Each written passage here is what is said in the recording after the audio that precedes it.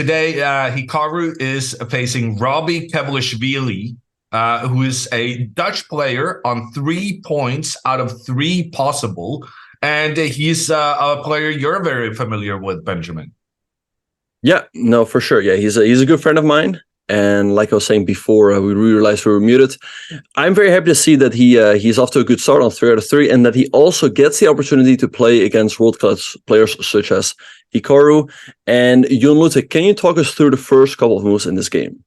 Yeah, so let's see what has happened so far. Hikaru going with Fischer's favorite, the king pawn opening, pawn to e4. Same response from Robbie. The knight moves out, attacks the pawn in the center. The knight comes out to protect. And we did see this opening previously in Hikaru's second round game, where he chose to go for the Italian at this juncture, where you also can go for the Spanish Ruy Lopez, the Scotch, and other options. But Hikaru repeats. So Hikaru chooses the same opening today that he used 2 days ago, which, to be fair, was a game he did win. The bishop comes out also for Kevlishvili. Pawn to c3, trying to move the second pawn up and have the support from the c pawn for that big pawn center. However, after black comes in to attack the pawn in the center, Hikaru decides that I cannot be super aggressive here because I first need to protect the pawn that was under attack. Robbie, pawn up, opens up for the bishop. Hikaru castles. Robbie, pawn to a6, creates an escape for the bishop. Hikaru, pawn to a4, also creates an escape for the bishop if needed. Castling, sensible play. Rook in towards the center. That seems fine. Robbie retreats his bishop, and this is pretty much because black can see that Hikaru has this intention, at least in the long term, of moving the pawn up in the center, and then it will be attacking the bishop.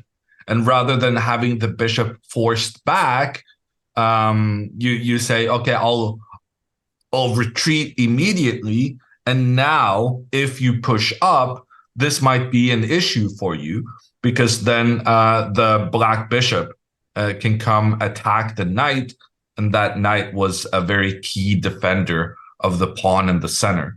So this kind of position is not what you want, Benjamin. No, for sure. And that is why Hikaru played the move h2, h3, a very useful move, stopping a potential bishop to g4, but also stopping a potential knight to g4 jump.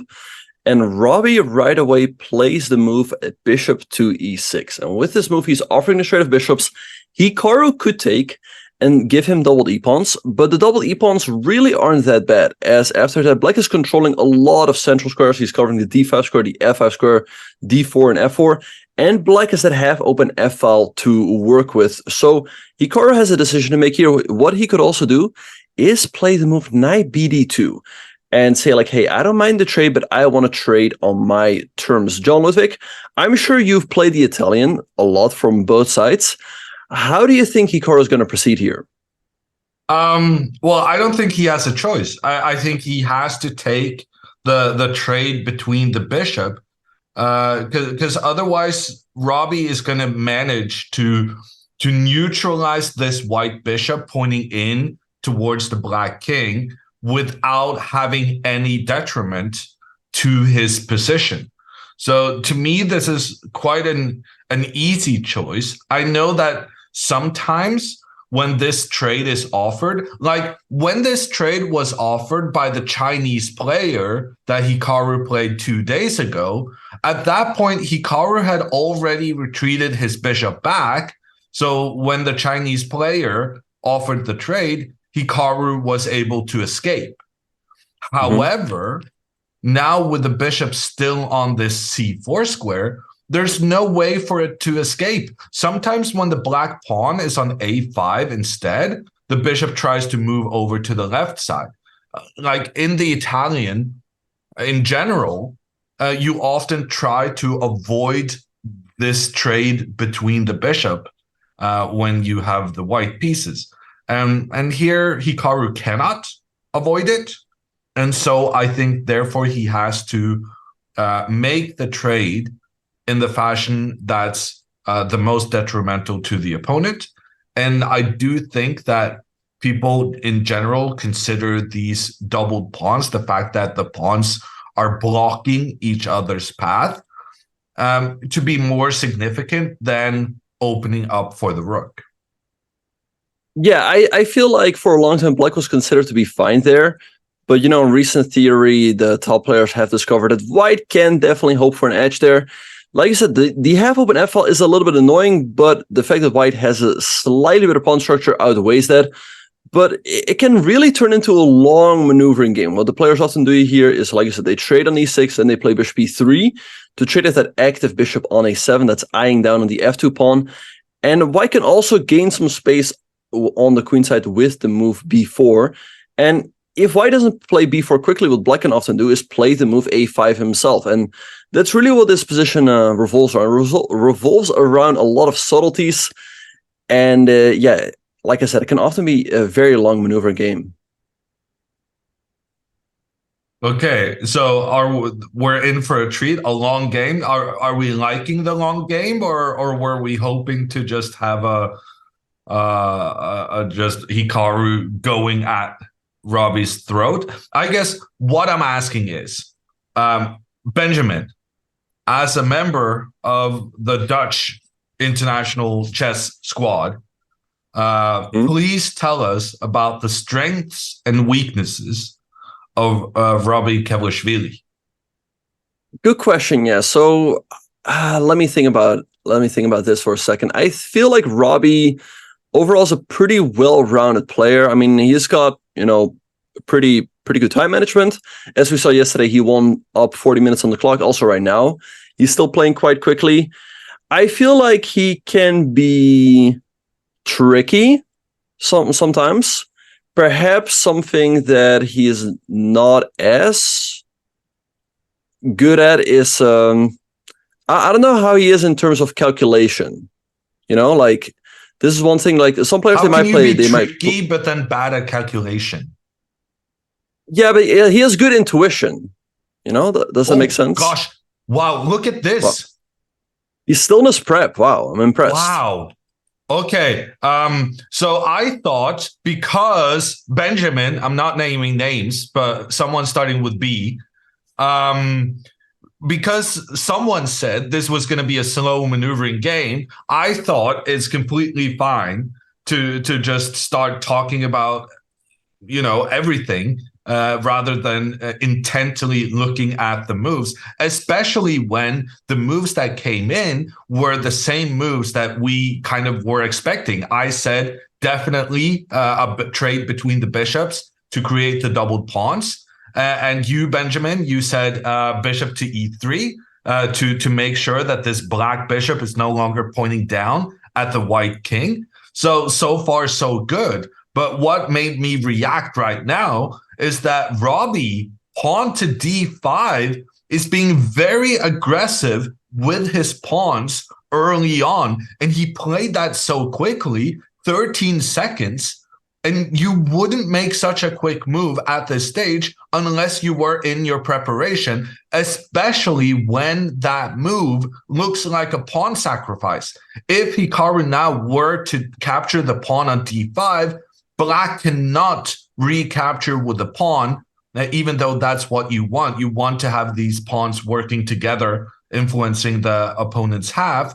But in this case, Hikaru has two guys attacking the pawn in the center, and Robbie only has one defending. So this is this pawn move is very controversial. Exactly. Yeah. I think in case Hikaru takes, Robbie is planning to recapture with the knight and attack the rook on e3 right away. And let's say that rook slides back to the e1 square, then he can go knight to f4 and attack the pawn on d3. And I would think black has sufficient compensation there for the worst pawn structure. So I think it's a little bit hasty for Hikaru to take on d5. And I wonder what exactly Robbie has in mind after the move knight bd2, which is what Hikaru has just played. But let's say he still seems to be in his preparation. And there we have it, the move d5 to d4.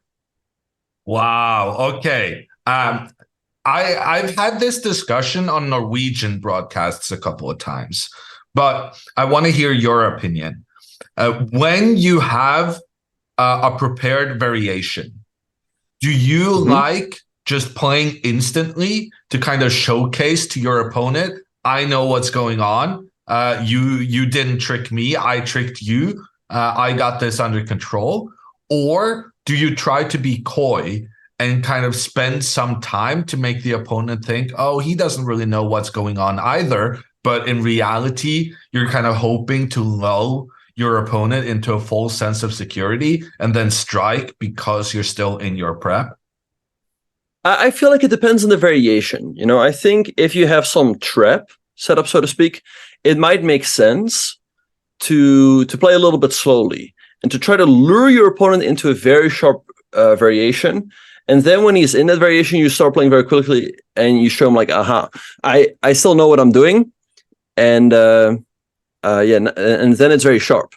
I feel like normally it does make sense to play quickly, as it's annoying. It's annoying for the opponent if you make every move quickly, and you definitely put a lot of pressure. So I like Robbie's strategy here, who is already almost up 10 minutes on the clock. And speaking of Dutch players, now for those who don't know, Benjamin, even though he moved to the US, he is very much Dutch originally. Robbie Kevushvili, despite having a very Georgian name, is also Dutch. And Anish Giri, despite having Russian as his mother tongue, as we learned yesterday, is also Dutch, which makes me want to highlight the comment in chat from Doom, who says this is still in Anish's course. And now what does that mean? Well, we actually know because we talked to Hikaru a couple of days ago when he was addressing the fact that a lot of the top players in the world are making opening manuals, opening courses on the Chessable platform. And Hikaru said it's great that these top players are giving away their secrets. And he admitted to the fact that he has been studying Anish's course on the Italian opening that he's playing today for the second time in this tournament. And Anish even tweeted afterwards saying that if it's good enough for Hikaru, it probably should be good enough for you too. So that was the context. And my question to you now, Benjamin, number one, have you studied Anish's Italian course? And number two, is Anish a big Italian expert? Can we trust his opinions? I think Anish is definitely a big expert in the Italian.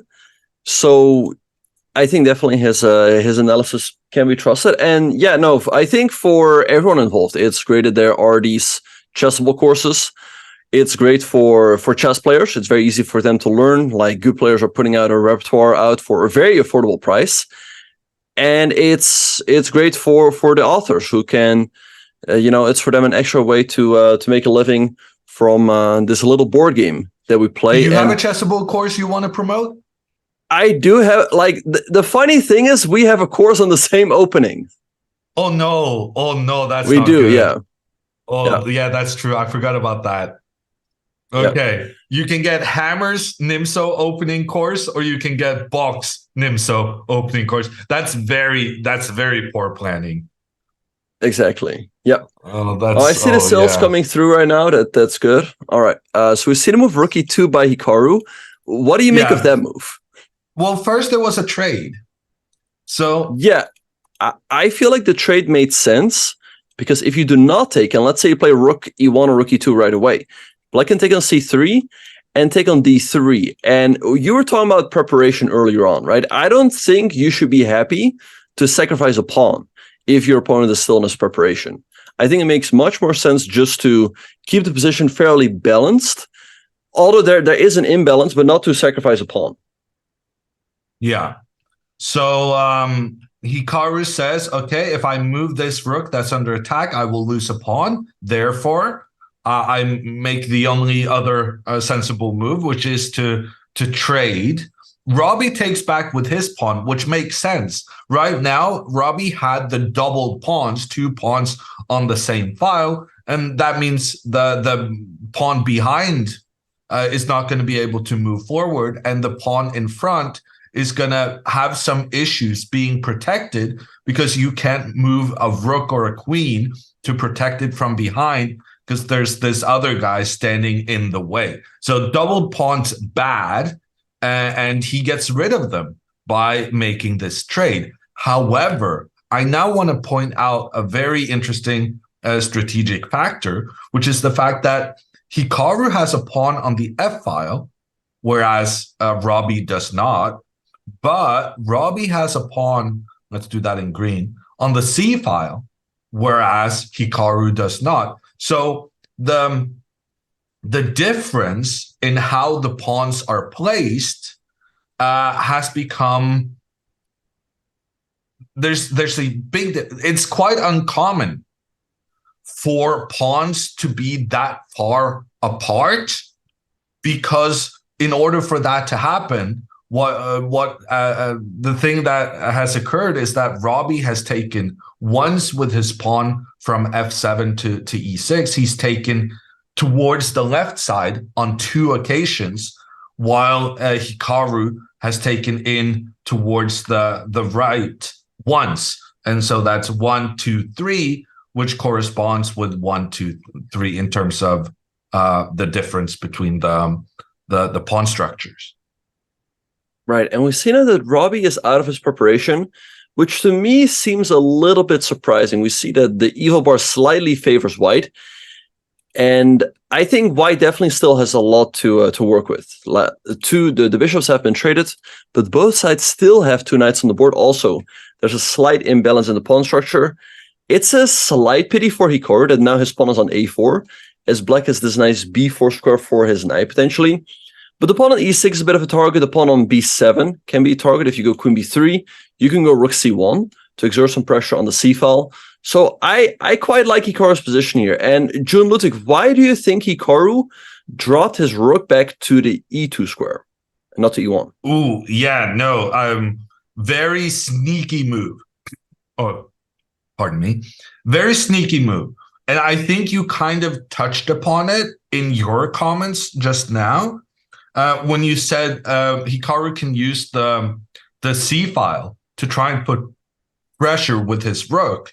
And I would go a step further and say he could put pressure there with his rooks, plural. And I think that's his intention with this rook placement. He's hoping to move that rook over along the second rank. He's imagining a scenario where he maybe moves this guy up here. I'm not sure where the guys should place themselves, but he's looking at some kind of situation like this, right? With both the rooks pointing down on black and also having the queen exerting that pressure you talked about additionally. Yeah, so let's see how Robbie's going to try to rearrange his pieces. I would think, again, ideally you want to place a knight on b4, maybe strengthen that with a move like a5, but if you go knight b4 right away, queen b3 looks like a quite unpleasant response. As you hit the knight and you hit the pawn on e6, and it feels like black is just losing a pawn there. Maybe he can move his knight from f6 to d7 to c5 to exert some pressure on the pawn on d3, and that would also harass the queen on b3 if it decides to go out there. But I guess in case of knight d7, maybe Hikaru will play the move rook c1, improving his rook and making sure that knight c5 can no longer be played. Yeah, knight d7 is on the board. And rook c1 seems like a sensible option. The computer here suggests on black's behalf to go knight to e5. And this is very important, guys. It's quite advanced, but I'll share it with you regardless. We always have to be on the lookout for the opponent managing to place a piece on a square where you're unable to kick it out with a pawn.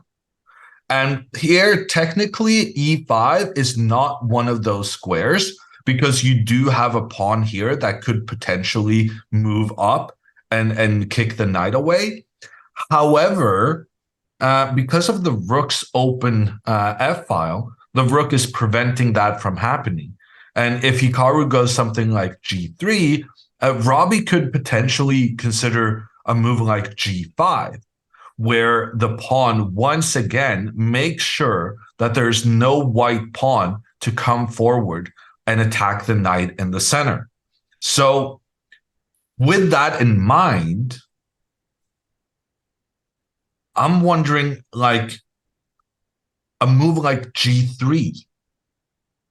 How would you feel about that, Benjamin? I guess g3 does make sense as you anticipate the move knight e5. But maybe Black just plays something like queen e7 first, connecting the two rooks. And you can still decide later, do I want to go with my knight as c5 or do you want to go knight b4 or do you want to go knight e5? And it might be a little bit annoying for Hikaru that his knight on f3 is loose there. So let's see what he's going to do in this position. He could also go for the move queen b3, hitting the pawn on e6 and the pawn on b7. And in case of knight c5, I guess you just go queen c4. You just step the queen up, hit the knight on c5, which kind of seems like an empty shot. So I don't know exactly what Robbie has in mind there. And you and Ludwig, I think there might still be a chance that Robbie is still in his preparation, as he did play that move quite quickly. I guess he just took some time to recollect, but he might still be in his prep. What do you think? I don't know. I feel like here maybe his prep was rook to e1, and then when Hikaru put the rook on e2 instead, he wasn't sure whether his prep was good, whether the placement of the rook would matter. I'm kind of, I guess now that you said it, queen b3, I'm surprised he's allowing this move, because that's just an attack against two pawns. And like you said, you can't, well, you can defend both pawns by moving the knight up, but then the knight is going to be pressured. Yeah, so I guess I'm curious how he's going to deal with Hikaru just being greedy, trying to grab a pawn here. Exactly, yeah. I think he might have to sacrifice it one way or another, but it might also be somewhat unpleasant for Hikaru to go into all of this, right? I mean, knowing that his opponent might still be in his preparation. Yeah. Yeah, like he will probably think that Robbie might still be in his preparation. It's not 100% clear. Had Robbie played 97 quickly, I think that's a pretty clear sign that he would be. But he spent 4 minutes. So 4 minutes is kind of in between, right? That is definitely a thing, but it's not a very long thing. It's not like 10, 20 minutes. So could that be kind of what we just talked about earlier in the game, that you're disguising your prep by spending some time, making your opponent more likely to go into a tactical duel where your preparation will be more valuable, because computers' opinion in like capture sequences is much more valuable than in a more slow strategic maneuvering. Yeah, no, I think that certainly makes sense. I think, however, that Robbie just spent some time recollecting his preparation. When you play against Hikaru, there's so many things you have to be worried about. You have to be worried about 1d4. You have to be worried about c4, knight f3, like all of his little setups right there. And, of course, e4. And in e4, you have to be prepared for the reload pass and for the Italian game. And, again, in the Italian, there are so many different move orders that it can be difficult to really predict what you can expect on the board. So I think he's still in his preparation. I don't think he's necessarily playing any mind games. I think he just spent some time recollecting what he had prepared. And in that case, I mean, I agree. My feeling of the position right now is that if it's just two humans playing against each other, then I feel like White's position is okay. But if the computer has some kind of really clever way of facing, this double attack from the queen, then this could be troublesome for Hikaru. Yeah, no, for sure. If Robbie can get his pieces arranged in the right way, then he could also hope for an advantage here. But like we said earlier, Hikaru right now has a move or two to create some problems for Black. And wait, what are people talking about in the chat? Fiona's dog. Oh, okay, nice. But I don't see a dog on the stream, so. No, I mean, they're missing the dog. They're unhappy you're here because then they can't get the dog. I'm sorry I had to spell it out for you, but you talked about it for too long, and I couldn't save your feelings anymore. It's all right. One thing I do want to point out, though, after this knight to d7 move, I think the knight primarily is headed for e5. And one of the ways Hikaru could try to prevent that is moving the knight up to c4 and take that e5 square under control with both knights. However, as you may have seen from the big reaction here on the side of the board, that would be a mistake on account of a very, very nice sacrifice. Rook captures knight on f3, eliminating one of those knights controlling the e5 square, but doing it at a moment where only the pawn can recapture. And when the pawn recaptures, suddenly the white king is poorly defended, and the black queen can get involved on this attack. So this is one of the... It's kind of an interesting strategic duel here between Hikaru having the advantage of having 3 pawns in front of his king, whereas black only has 2, versus the fact that Robbie in return has this this open file for the rook, which may make white's king less safe despite the extra pawn, because it's easier for black to have attacking pieces get involved. Exactly, yeah. So that is one of the drawbacks of moving the rook to e2, that the queen is no longer keeping an eye on the knight on f3. And so, as you pointed out, you cannot move that d2 knight away, as then black will sack and black will certainly get enough compensation. So I think Hikaru has to keep his knights where they are. The knight on f3 is exerting pressure on the pawn on d4. The knight on d2 is fulfilling an important role defending that knight and making sure the black cannot sack. And again, I think he should go for moves like queen b3, rook c1 to put some pressure on Robbie's pawns. Yeah, makes sense. Targeting everything. Mm-hmm.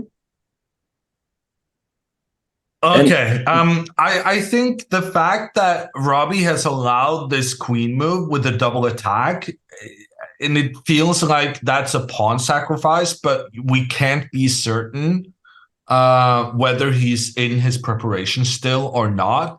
I think that's making Hikaru spend quite a bit of time here thinking whether or not this queen attacking move is safe or whether it's a trap, and that the computer has a very nice retort to give some payback for white. So I'm suggesting while we let Hikaru think about this, we'll move over to the other game we're following today, which is Mr. Carlsen with the black pieces against Pranesh, who, judging by his photo on chess.com, is quite the youngster. Yeah, he definitely looks pretty young. And we see Magnus opening up with the period. Well, actually, it starts off as a modern, but it mixed into more of a Pierce defense later on. So, Yoon Ludwig, can you talk us through the first couple of moves in this game? Yeah, so pawn to e4, same opening as Hikaru played. Magnus goes for the early fianchetto, as this is known, with the bishop coming out to the side, pointing in towards the central squares, Magnus allows his opponent to grab control in the center, and he's going for one of those counter attack openings where you stand out, you start passively, and then you're planning to strike at the opponent at a later stage. And the advantage of playing like this for Magnus is that this isn't really known by openings, and so he's getting his opponent out of heavily analyzed positions very early on. White develops sensibly, the knight protecting this pawn, the bishop protecting the other one. So having both, first getting the pawns in the center and then using the pieces to reinforce the pawns. Magnus with his knight tries to put some pressure in, but Pranesh very nicely uses his pawns to protect each other. Magnus rushes forward on the queen side of the board, but then Pranesh responds similarly with a pawn advance on the opposite flank. Magnus, wow. Okay, so normally what I am taught, Benjamin, is that you shouldn't play on the side of the board where you are worse. And in general, when your opponent is being very aggressive with their pawns, it's usually a sign that you're worse on that flank. But Magnus tries to counter White's advance, attacks the pawn. The pawn just continues pushing the black knight back. And look at this, so aggressive with the pawns. And Benjamin, do you remember what happened the last time Magnus allowed the opponent to be aggressive with the pawns? Well, I mean, against Suleiman, I feel like his opponent was very aggressive with his pieces, right? Just pushing pawns forward necessarily isn't gonna hurt him. So I actually kind of like Magnus's approach here. After the move f4, he played the move knight to b6, rerouting his knight. White developed with the move knight f3. And here b4 by Magnus, kicking the knight away. The knight moves to e2. And here a move I really like by Magnus. He plays the move d5, striking in the center and taking advantage of the fact that that knight on c3 has just moved back. Pranesh plays the move e5, grabbing more space. But this is very instructive.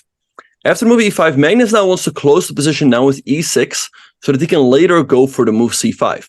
But he realizes, like, hey, if I go e6 here, then I have a very bad dark squared bishop. So what does Magnus do? He goes bishop to g4. He gets his bishop out of the pawn chain first, and after bishop g2, now he goes e6. White plays the move h3, but I feel like this plays right into Magnus's hands. He trades on f3. White recaptures, and I think already Magnus has exactly what he wants here. He can slowly but surely prepare the c5 break. Now, White has a lot of space on the king side, but White doesn't have a pawn break. I mean, f5 is currently under lock and key. That's not very realistic. And Magnus can slowly but surely prepare that c5 break and create counterplay on the queen side. Yeah, but I mean, this game, we're only half an hour into the game, and already the computer says black is better after Magnus playing rather a risky opening. Has this just been a bad play from Pranesh? Perhaps he didn't play in the best way. And like I said, that's a difficult thing with the peers. Against the peers, there are so many things that you can do. So it's also very easy to go wrong. And it's also not as well analyzed as, let's say, Sicilians or e4, e5. So I really like Magnus's opening approach. Magnus here developing his knight, the knight then controlling the c5 square, although he does get a question mark from the engine. I guess one of the disadvantages of playing this c5 move, Benjamin, so let's say castles and then pawn to c5, could the problem here be that after the trade, the white knight will be really good when it gets to the d4 square? How would a position like this be? Yeah, I feel like here the knight on d4 is pretty well placed, but I guess Magnus should be doing quite fine. You can go knight c4 potentially. targeting the pawn on b2, but also threatening a little fork potentially on e3. And your other knight can move to e4. Your queen can come out of b6. So I kind of like Magnus's position here. The knight at e4 is also a little bit loose, as it's not defended by any pawns. And if you go c3 to defend it, then black can take. And if you recapture, then you're stuck with an isolated pawn. So I think Magnus has plenty to work with here. And you and Ludwig, as we were talking about Magnus's game, there are a few more moves in the game of Hikaru. Okay, so Magnus so far, good opening with the black pieces, certainly much better than the opening he had against Suleimanov 2 days ago, a game he lost after. I still maintain that Magnus allowed his opponent to be quite aggressive with the pawns, but the big difference there was that Suleimanov had pawns both on the light squares and the dark squares. Whereas here, Pranesh is stuck with all his pawns on the dark squares, which, like you said, it gives Magnus so much light squared control. And once Magnus plays c5, he will also be fighting for the dark squares. So Magnus, I feel, is in a better position to fight for control of both the light squares and the dark squares, whereas Pranesh is very much a dark square only strategy right now. Moving to Hikaru, he did play this queen b3 move. And then I guess the big question is, how much time did Robbie spend figuring out his response to that? He played queen e7 very quickly, in 22 seconds to be exact. So that tells me that he's still in his preparation. Now with queen e7, black is gambiting the b7 pawn, but I suppose if you take it, there's no immediate way to punish white. I mean, for example, there's the move knight a5, which looks like it's almost trapping the white queen, but there's queen takes c7 and white is just winning there. But apparently, if we take the pawn on b7, Robbie probably would have played the move knight to e5. So let's say we trade the knights. Now the pawn on d3 is under attack, and you threaten to trap the queen with the move rook fb8. Fortunately for white, you can address both threats with the move queen b3, but it still seems like black has sufficient counterplay here with a move like rook ab8, hitting the queen drops back. And here you have two options. You can go like queen g5, going for play on the king side, but you also have moves like queen to b4. So it's very understandable that Hikaru didn't want any of this. And instead he played the move rook to c1. Really? I mean, he's up a pawn, no? I know. I mean, perhaps you can take, but again, Robbie is moving quickly, so do you want to go into a sharp line like this if your opponent's still in his prep? So I think rook c1 a very understandable move, bringing his rook into the game. And that's a really good point, right? Do you think Hikaru, if Robbie had spent half an hour at this stage, do you think Hikaru then would take the pawn? I think he would have considered it more seriously.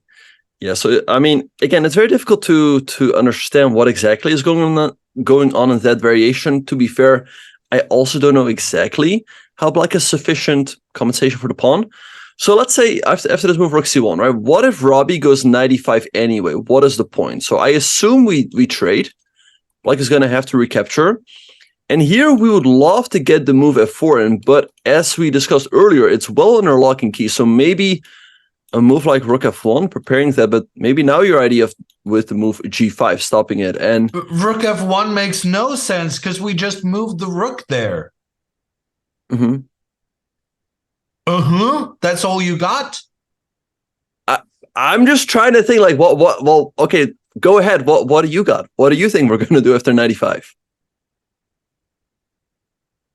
I mean, I guess I'm looking at the computer, and computer mentions the move f4. What? Which seems kind of what is weird, the idea if we take? So if you take the pawn, then my queen comes in, and my queen is attacking your rook.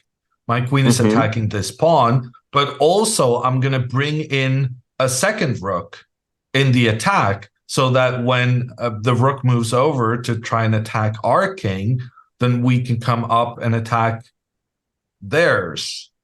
But yeah, no, the white king is not feeling safe right here with the three pieces pointing down. Yeah, this looks scary. And I think this is exactly the type of situation that Hikaru is trying to avoid. I think Hikaru will be aiming to slowly but surely outmaneuver Robbie, try to take advantage of the slight weaknesses he has in his position. So I think the move f4, even though it wins a pawn, it's a little bit rushed. Like you said, black has 3 pieces on the f-file, putting a lot of pressure on white's king. And also the knight on e5 is technically on the king side, right? It's more on the right-hand side of the board. And it's putting pressure on the pawn on d3. So I think this is way too dangerous. And I think Hikaru will be looking to proceed here in a more slow manner. Again, Okay, the pawn but on let me b7. ask you this. Okay, so I can see rook f1 is being suggested by the computer as a good move, but then why are you playing rook c1 first? You Why know, not in the game then of go chess, you rook have to make f1? moves, right? Yeah. And pass the ball back. But I think you could. Well, here's the thing. I think you could make the argument that with the move rook c1, we are anticipating the move knight c5, and maybe also something like knight b4, or queen b4 is not a move. But I guess we are fully anticipating the move knight c5. Knight c5 for the moment doesn't look like a good move, as there's queen a3, and I think it's just collapsing for black. That this is not good. You might not be as worried about the move knight e5. So if black goes knight e5, then you switch your attention. So let's go down that variation again, right? So let's say Robbie goes knight e5, and let's say we take. Robbie's going to have to recapture. And I think here we would love to get the move f4 in, maybe with the move rook f1. And I think Robbie should stop the move f4. I think if Hikaru gets f4 in, he's definitely better. But then the question is, what exactly do we play after the move g5 from black? Well, there's a pawn here to be captured. But Yeah, that's then not a rook good idea. fb8. Yeah. Queen is trapped. Okay. Don't just grab pawns. I was so used to having this rook here on the open file, and so I thought the queen would get out. I'm not the one who wanted to move the rook away from that. Like, why would you move your rook away from where it was pointing down? Makes no sense. Okay, hear me out, Benjamin. Okay, since this is what you insisted on. Okay, listen to this. So rook c1 anticipates, stuff here. Make sure he cannot play knight e5. Then knight e5.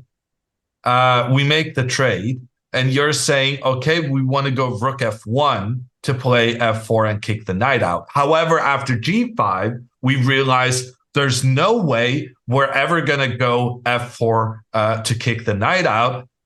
Do we then go back with a rook to c1, saying that, well, now that f4 move is not going to happen, so we might as well put it on the best square for the rook? How do you explain this style of play? That's definitely possible, right? But the question is, what exactly are we going to do after the move rook c1? Like, what is our plan, right? I mean, I'm taking I guess the pawn on b7. I guess you can, right? And just to be clear, instead of rook f1, we couldn't take. No, wait.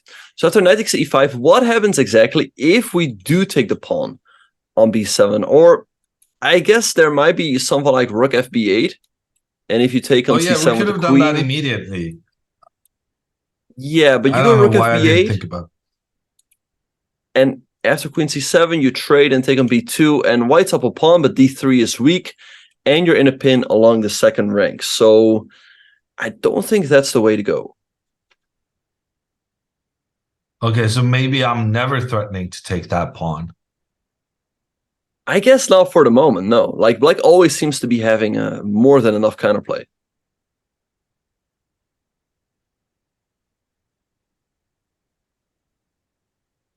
I don't know. I to me, this rook f1 move looks like it's impossible to find. I don't think so. I mean, again, we would love to get the move f4 in. If you get f4 in, you're structurally better. And the move g5 by Robbie stops it, but it doesn't. It's also a weakening of the black king, right? Yeah.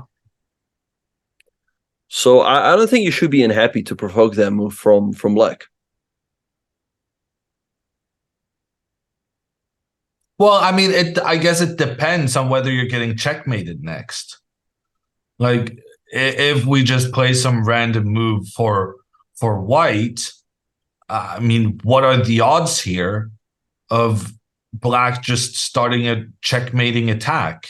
Like, this knight could help out. If the knight comes in to defend, then we've seen previously how black just sacrifices the rook to open up around the white king, and the eval bar is massive in black's favor here. So I mean, I agree that moving your pawn in front of your king 2 steps forward, it's a controversial move. But right here, I feel like it could help creating this big attack as well. But we don't really have to think about this anymore, because Robbie has played knight to a5. Knight a5. So, but isn't there a saying, knight on the rim stands dim? I think, however, though, it makes sense. He's attacking Hikaru's queen, and Hikaru now has to decide where he's going to go to. I think the two moves that make the most sense are either queen c2 or queen a2. You could also make a case for queen at d1, but those two moves are the most active. And perhaps what Robbie has in mind is to meet those moves with pawn to c5, strengthening the d4 pawn and really getting more control over that b4 square. Maybe what Hikaru can do, Jon Ludwig. Let's say we go queen a2. After queen a2, we hit the pawn on d4, and after c5, can we play the move b4 here? And in case black takes, now we take the pawn on d4. And I chose the a2 square specifically, as now we immediately have pressure on the pawn on e6. Yeah, sounds interesting, but yeah, this is really complicated. I guess we're hoping Robbie is out of his prep, which his time usage on this move would suggest. But at the same time, this pawn is becoming closer to the queening square. At what point are we concerned about this pawn being a problem, being a pawn that we cannot stop? I think for the moment, it's not really a worry, as we have the knights on d4 and d2 stopping it from moving forward, right? But you make a very good point, right? Like, in the game of chess, you can't always have everything. Of course, we would love to, take the central pawn and not give black anything in return, but, we have taken a pawn on e6 is weak. So you always have, there's always trade-offs, right? Like, you have to be careful that black doesn't get any counterplay here. And I was just wondering, Ludwig, let's say in this position, after the move knight takes d4, can black play knight c5, or can we sag on c? I guess if we take a knight e6, there's queen c1, right? To sack the rook, trying to get the knight into a double attack. Then Benjamin says queen c1, check on the king. But the king moves away, and there's still a queen pointing in towards the black king. And if the rook moves away, well, then we have a smothered mate situation. The queen check on the king. And if the king moves, the knight comes in, and we play in this typical fashion, giving away our queen to shut the black king's casket. And then it is buried. Alive or dead, doesn't matter. It's going to be dead in a few hours regardless. But the computer actually said this is not checkmate anyway. What is going on? How is this B3. not checkmate? B3. Oh, so now you care about this pawn you allowed black to get. Yep. Pawn to b3 blocks the queen, but we can capture it, and then we're going to open for the queen again. But now you hang the knight on g5. Oh gosh, that was a pure accident, no? Yeah. Black is ridiculously lucky to just out of nowhere have the queen be able to take that attacking knight. All right. And in the meantime, we see that both players left Isn't it funny, you and Ludwig, how chess is basically the only game or the only sport where you can have this type of situation where it's just a game of chairs. And we saw that especially in the World Championship. What were your... Oh, actually, we have Hikaru. But what were your thoughts about that? Yeah, I'm not sure funny is the word I would use. Then what is the word you would use?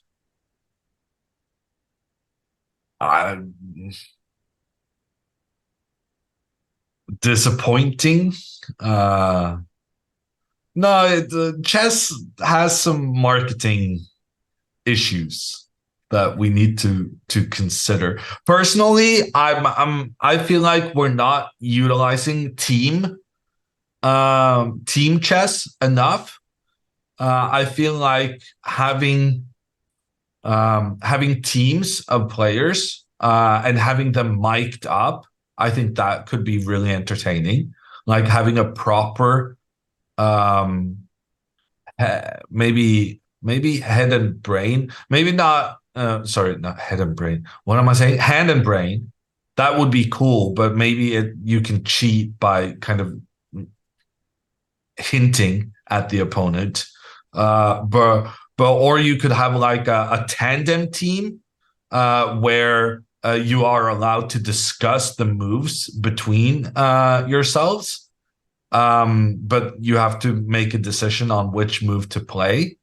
I feel like team chess is well, team chess as in more than one player playing together on a board rather than what team chess is today, which is just a lot of people playing individual games and then summing up the results. There are some cool concepts I hope we can look into for chess, because it's needed, I guess is what I'm trying to say, because like you said, games with no players at the board, no players in the frame, it doesn't look good. Yeah, no, that's definitely an issue we have in the chess world. And I don't know, I think it's not going to be easy to change chess as the way it is. I mean, I think people will always want to watch chess in its purest form, just one human playing against another one. And that's also what we're most used to. And I think also what most chess players enjoy the most. I mean, I have played in some hand and brain tournaments, but well, first of all, the rules in those are generally pretty strict in terms of the fact that you can only say piece. You can only say piece. You can only say knight or bishop. You cannot really alter the tone of your voice or stuff like that. You have to try to be very, very neutral. That then?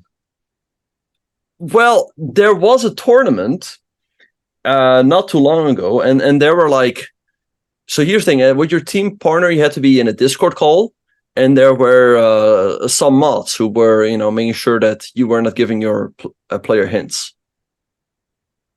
Yeah, well, I think that sounds great. I would like to see more of that kind of thing. And in particular with like the top players, I would love to have a format where they need to explain their thinking to each other. Right now, one of the things I feel like is lacking in chess is that everything is inside the player's head. But if we could create a team format where the players would have to communicate with each other, that would give some really interesting insights into how kind of their mind works. And the closest thing we come today is like post-game analysis, right? With Norwegian television, we've been trying to always get the microphone as close to the players as possible right after the game has finished, because then they're discussing lots of stuff. And the problem is we can never keep up because we don't know what moment in the game they're discussing. But like having that insight into the player's mind is very interesting. Yeah, no, for sure.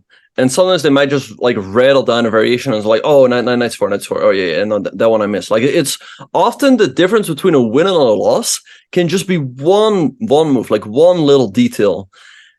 And at the moment, we see that Hikaru is still thinking. He looks very focused at the board.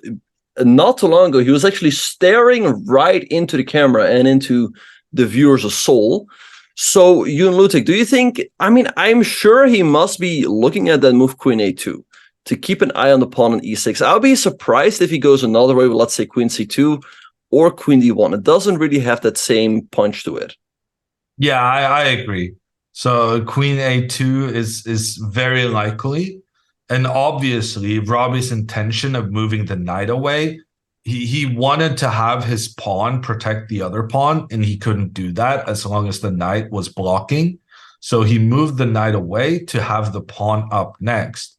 And it's really interesting to see the computer's evaluation right now, because the computer says if Hikaru does anything other than playing this very aggressive semi-pawn sacrifice, pawn to b4, if Hikaru, for instance, goes knight c3, or I don't know, pawn to g3, some other move, the computer is saying it's just a massive situation for black, which I guess is due to the attacking potential you have with using both of your rooks on this f file and have these rooks really put that squeeze on white's king. Yeah, no, it looks nice for black. Like you said, you have the half open f file to work with. Also, your knights have very juicy squares. The e5 square is certainly there to exert pressure on the pawn on d3 and to open up the f file for your rooks. Also, knight b4 is there to put some pressure on the pawn. And white doesn't really have any active plans. Like, what can you do? You cannot move the knight from d2. It has to remain busy. It has to remain occupied defending the knight on f3. And then the f3 knight also cannot move, as then you can move your knight to e5. So Hikaru right now is thinking, I think he should break down on that pawn chain as quickly as possible. I think if Robbie can establish that, then he is doing very well. Okay, but based on, I guess, what we just said, I have a new idea. What if after this pawn to b4, where Hikaru tries to open up the position, we talked about how Hikaru cannot really move either knight because this knight is having the important job of controlling the e5 square, and the other knight is making sure that the rook cannot sacrifice itself on the f3 knight. So with that in mind, what if Robbie just tries to keep the status quo and goes knight c6? Yes, he will give away the pawn on c5, but then after something like rook f7, he can try to do this same plan of attacking down the f file, and Hikaru still has the issue of the knights being a little bit stuck. Right, but here you do have a pawn to show for it. So I think if you're Hikaru, you're not too unhappy about this at all. Because also, since white now has a pawn on c5 and not black, black no longer has that firm control over the b4 square. So I would think white's doing quite fine here, and maybe you can recapture with the knight on c5. But now Hikaru has all sorts of moves like queen a3 or queen c4 to target all of black's weaknesses. And Hikaru has played the move queen a3, and the computer does not like that one at all. And I'm also a little bit surprised, Ludwig. Isn't Robbie doing very fine after, let's say, just straights and pawn to c5? Yeah, but I think what happened is that Hikaru didn't like his position after. So basically, the stuff we've been looking at, queen moves, pawn to c5, and he just didn't like the long-term prospects of his position because of what we talked about, his knights being kind of stuck and the pressure from the rook on the half-open file. So the advantage, the big advantage of this queen to a3 move is that now pawn to c5 is not viable on account of knight takes d4. When the queen's pressure in towards the black queen, make sure that the knight cannot be captured without losing the black queen. So Hikaru succeeds in preventing Black's main plan. Well, this is kind of the lecture you gave me earlier, that there are pros and cons, and you have to sometimes you have to give a little to get a little. And so Hikaru, in order to avoid the kind of the attacking scheme Black had going on with pawn to c5, what he felt was necessary to do then was allow Robbie to give these doubled pawns on the side of the board. And Hikaru is trying to make the argument that, okay, even though Black can now play c5, well, now Black never has that potential of an attack on the king side, because attacks needs queens. And without the king side attack, Hikaru is trying to make the argument that Black's position is actually not that amazing. Exactly. And look at Robbie's reaction. As we're talking, he frowned a couple times. He doesn't look impressed with Hikaru's move. He's a little surprised. And now we see him trading on a3. And to be fair, I'm also kind of surprised with Hikaru's move. I feel like Black should be doing quite fine here, because now how can you ever structurally be better? I mean, Black's just going to trade, go c5, defend that pawn on d4, and the move b4 is not available for White to destroy Black's pawn structure. And Robbie can just play knight c6 later, so it's going to be very difficult here, I think, for Hikaru to really take over the advantage. I don't exactly quite see how he's going to do so. My opinion is, well, when a player like Hikaru gives himself these ugly looking pawns on the side of the board, you have to appreciate the assessment, right? Because you cannot dismiss the idea when Hikaru plays it, having thought about it for a little while. However, what I do think is going to be a problem for Hikaru here is that after Rook b1, which I assume is his idea to put pressure. So that's kind of the advantage of having doubled pawns, is that your pawn gets out of the way of the rook, similarly to how Robbie got doubled pawns earlier in the game, which opened up for his rook on this f file.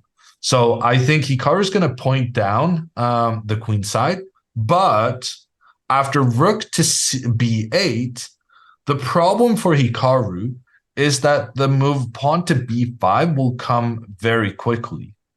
So knight b3 being suggested by the computer. And then after the trade, can Robbie then go pawn to b5?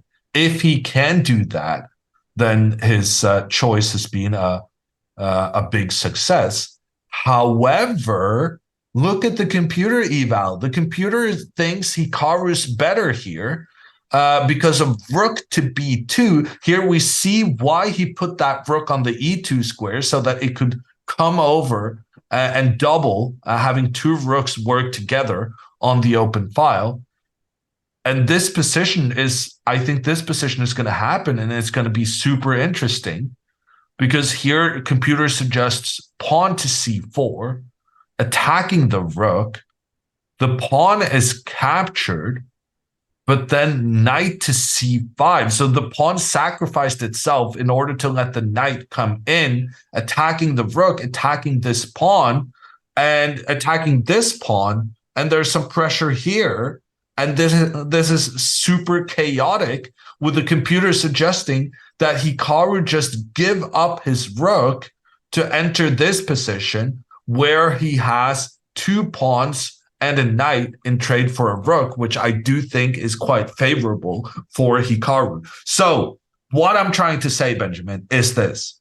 Even though the computer right now likes Black's position, I feel like something like the analysis we did here is very likely to happen.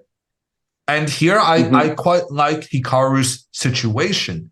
And when we go back to the game, of course, Hikaru took the queen, And after c5, he has played this move rook b1. So maybe we're going for that very intriguing analysis. Yeah, Hikaru, I think, is definitely going for the move knight b3, and then Robbie will have a decision to make. Is he going to trade the knights, or is he going to go knight c6 back? I think the drawback of going knight c6 back, like let's say you play a move like, I don't know, let's say you play king f7, right? Then Hikaru's probably going to go Really? knight b3, and if you go Well, knight you want to go c6, b5, no? I assume so, yeah. I guess in an ideal world, Black would love to go b5, e5, and break with c4. And actually, Jon Ludwig, if you want to do all of that, why don't we start with move rook fb8? So that now, if you go down that same variation, your rook is on the a file, so knight b3.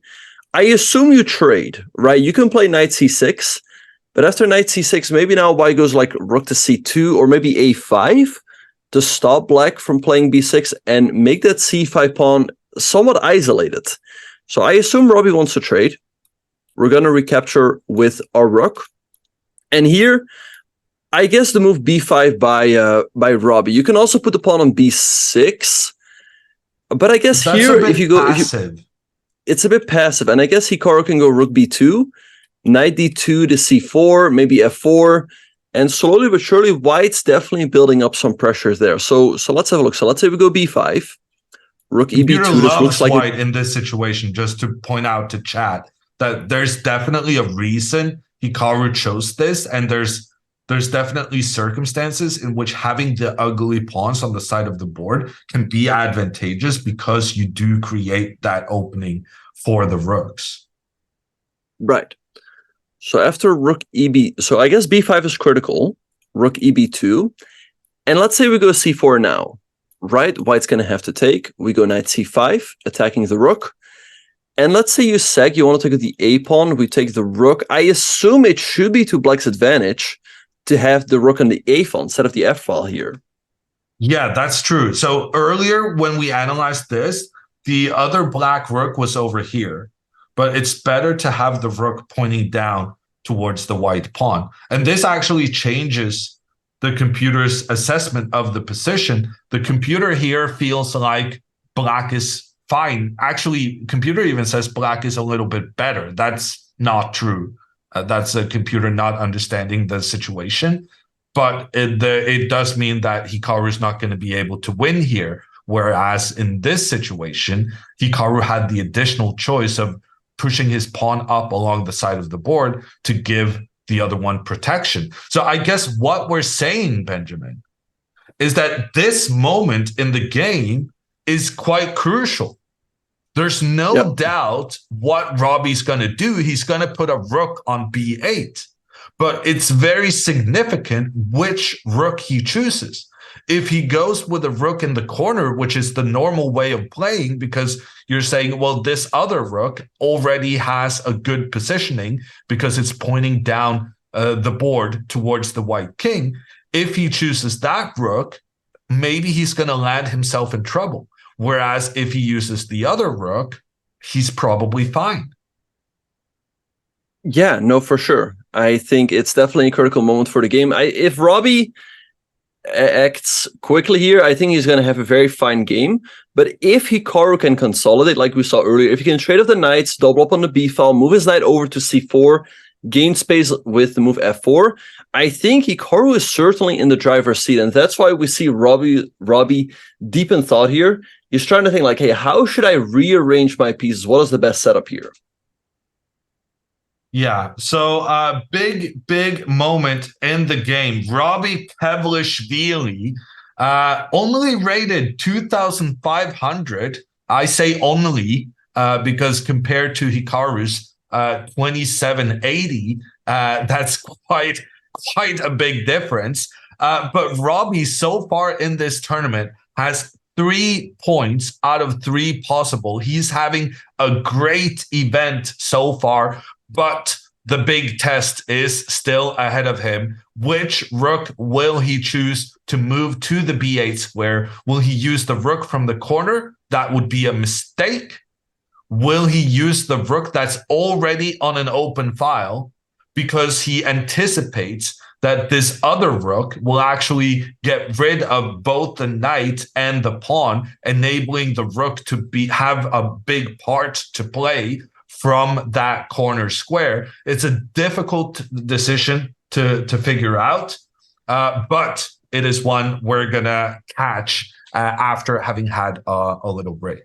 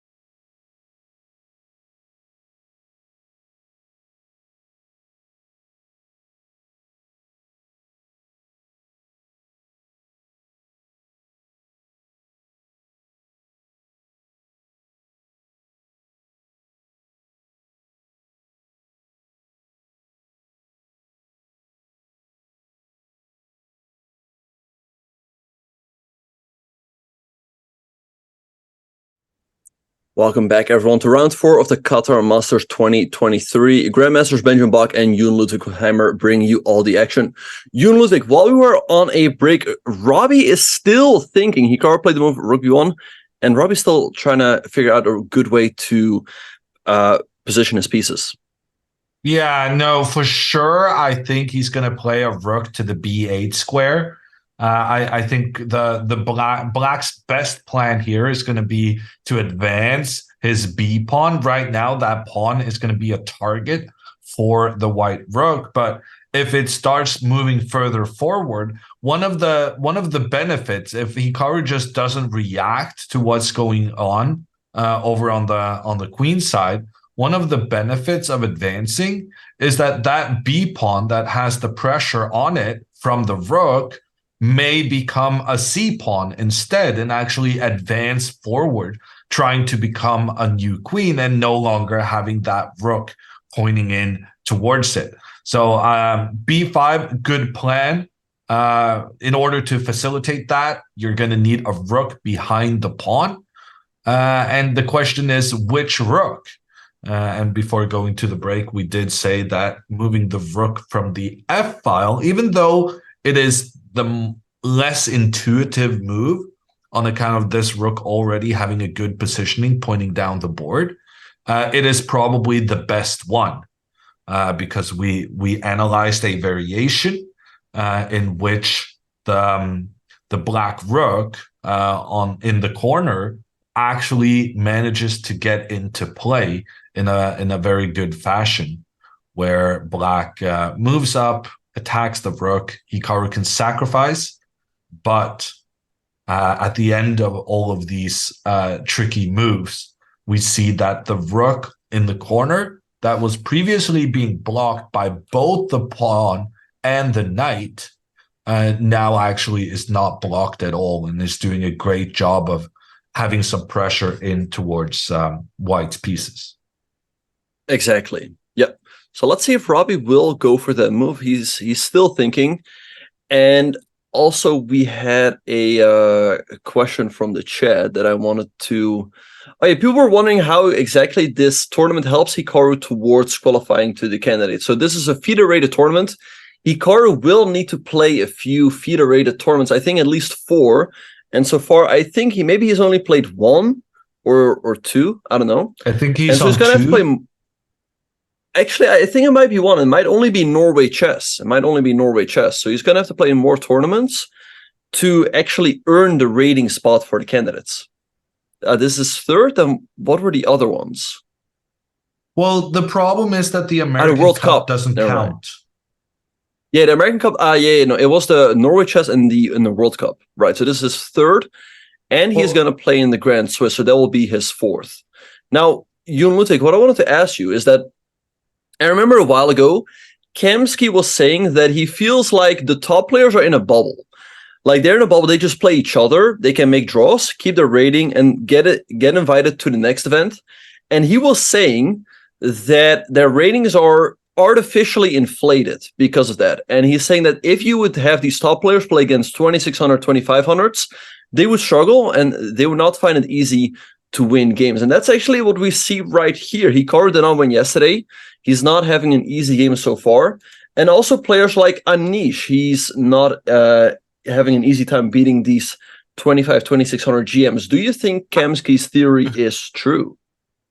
I don't think so. I think the sample size right now is quite low.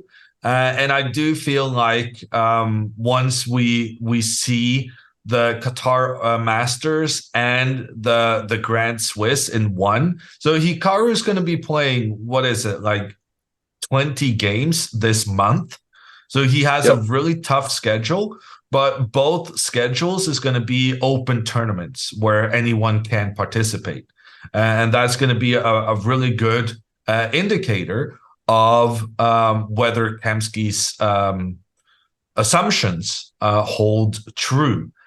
And also, like, Anish is, I assume, playing in the Grand Swiss. There's going to be plenty of other players as well playing both events. And then we start having a big enough sample size to actually make a significant observation. Exactly, yeah. And I think you really, if you want to, get your rating up, I think you also have to try to choose your tournaments wisely. I feel like in this tournament, there's a lot of young players that are somewhat underrated.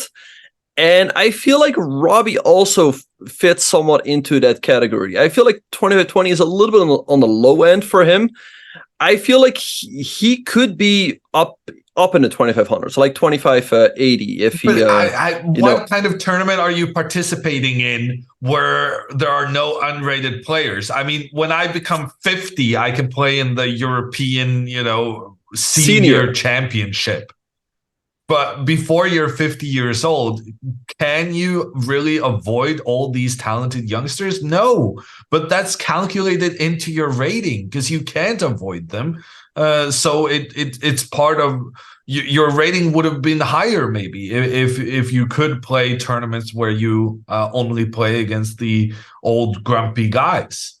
So I disagree with that assessment. I think there's not really any tournaments that avoids all the young Indian kids. And if there's not young Indian kids, if you play like the European Championship, there's going to be young Norwegian kids. And trust me, those guys are scary as well. Yeah, no, it's true. There's kids in every tournament, and they're tough. Often, yeah, like you said, they're underrated. They're well prepared. They're very tricky. They're sharp. They calculate well. In the meantime, we have to move Rook AB8 by Robbie. I guess he's making it very clear that he wants to go B5. And I assume that now Hikaru is going to go for the move knight B3. That's the idea behind the move Rook B1. I think Robbie's going to trade. I don't think he will be too eager to drop the knight back. Let me stop you there a little bit, Mr. Bach. Mm-hmm. What about knight to C4? Okay. So let's say knight c4. Okay, so I assume we're going to have to take white recaptures. So my idea is that after the recapture, I'm preventing you from playing the pawn to b5, which will make it easier for me to put the pressure down on the b pawn. Right. I assume you want to go rook e b2, and after b6, maybe a5. But maybe what I can do is go a5 myself. You can go rook eb2, but I just go b6, defend everything, and your pawns are pretty ugly. I mean, the pawn on c4 is definitely a weakness. If your knight ever moves from f3, I can go knight e5, and your entire pawn structure can collapse. So I think this is looking pretty good for black. I don't really see an active planning for white. And you got me. You got me. So my plan was that I would go rook over here, attack the pawn, and when the pawn moves forward, I was going to give up my pawn on the side of the board in order to give that free pass for the rooks to invade into black's position. But your move, pawn to a5, it blocks these guys from ever moving forward. And in fact, now it's as if these two pawns are just one, because they're never going to be able to move forward. Exactly. Yep. So that was a really good idea, and it just kills the knight to c4 plan. Exactly. Yeah. No, I think that knight c4 is not the way to go. I think knight b3 is the way to go for Hikaru, because I mean, other than that, I don't see a plan. Because also with knight b3, you enable yourself to move your e-rook over. And again, otherwise Robbie gets the chance to go b5. So let's say we go knight b3. It looks practically, I mean, I wouldn't say fourth, but the only logical move. So takes. And here, there are some options for black. So you can also sit with the pawn on b6, but we discussed that looks a little bit passive. As there's rook b2 and then knight d2 to c4. So we go b5. You can try the same plan of pawn to a5 like we did in the other variation. But here the problem is that while you are blocking the two pawns, these pawns are now pretty useless. The big difference is that previously we had a pawn on the c4 square, but here without that pawn, it means we can maneuver our knight to that square and use it together with the rooks to get at the black pawns. Exactly. Yeah. So here going b6 and a5 is not a good idea for black. I think black would much rather put the pawn on b5. But like I said, there is rook eb2. There's not a good way to defend the b5 pawn. And here, same thing. If you take the pawn on a4, you go up a pawn with black, but there's rook b7. And white's pretty active for the moment. Rook takes d7 is not a threat, as that would hang the rook on b2. But how exactly... Well, it's actually kind of funny here. After rook b7, black doesn't have a good way to entangle. But what does white exactly do himself, right? Because if you go knight d2, you're going to allow knight e5. So it's a bit of a cat and mouse game here. What did you call it? A cat and mouse game. Oh, I thought you were referencing some kind of weird Asian game I was unfamiliar with. But okay, yeah, fair enough. Yeah.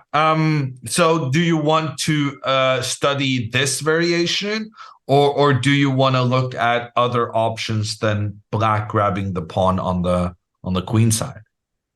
Well, I guess let's go back a little bit and say, do you think this position, with the knights having been traded off and Hikaru having both his rooks pointing down towards the black pawn that did advance, do you think this is going to happen?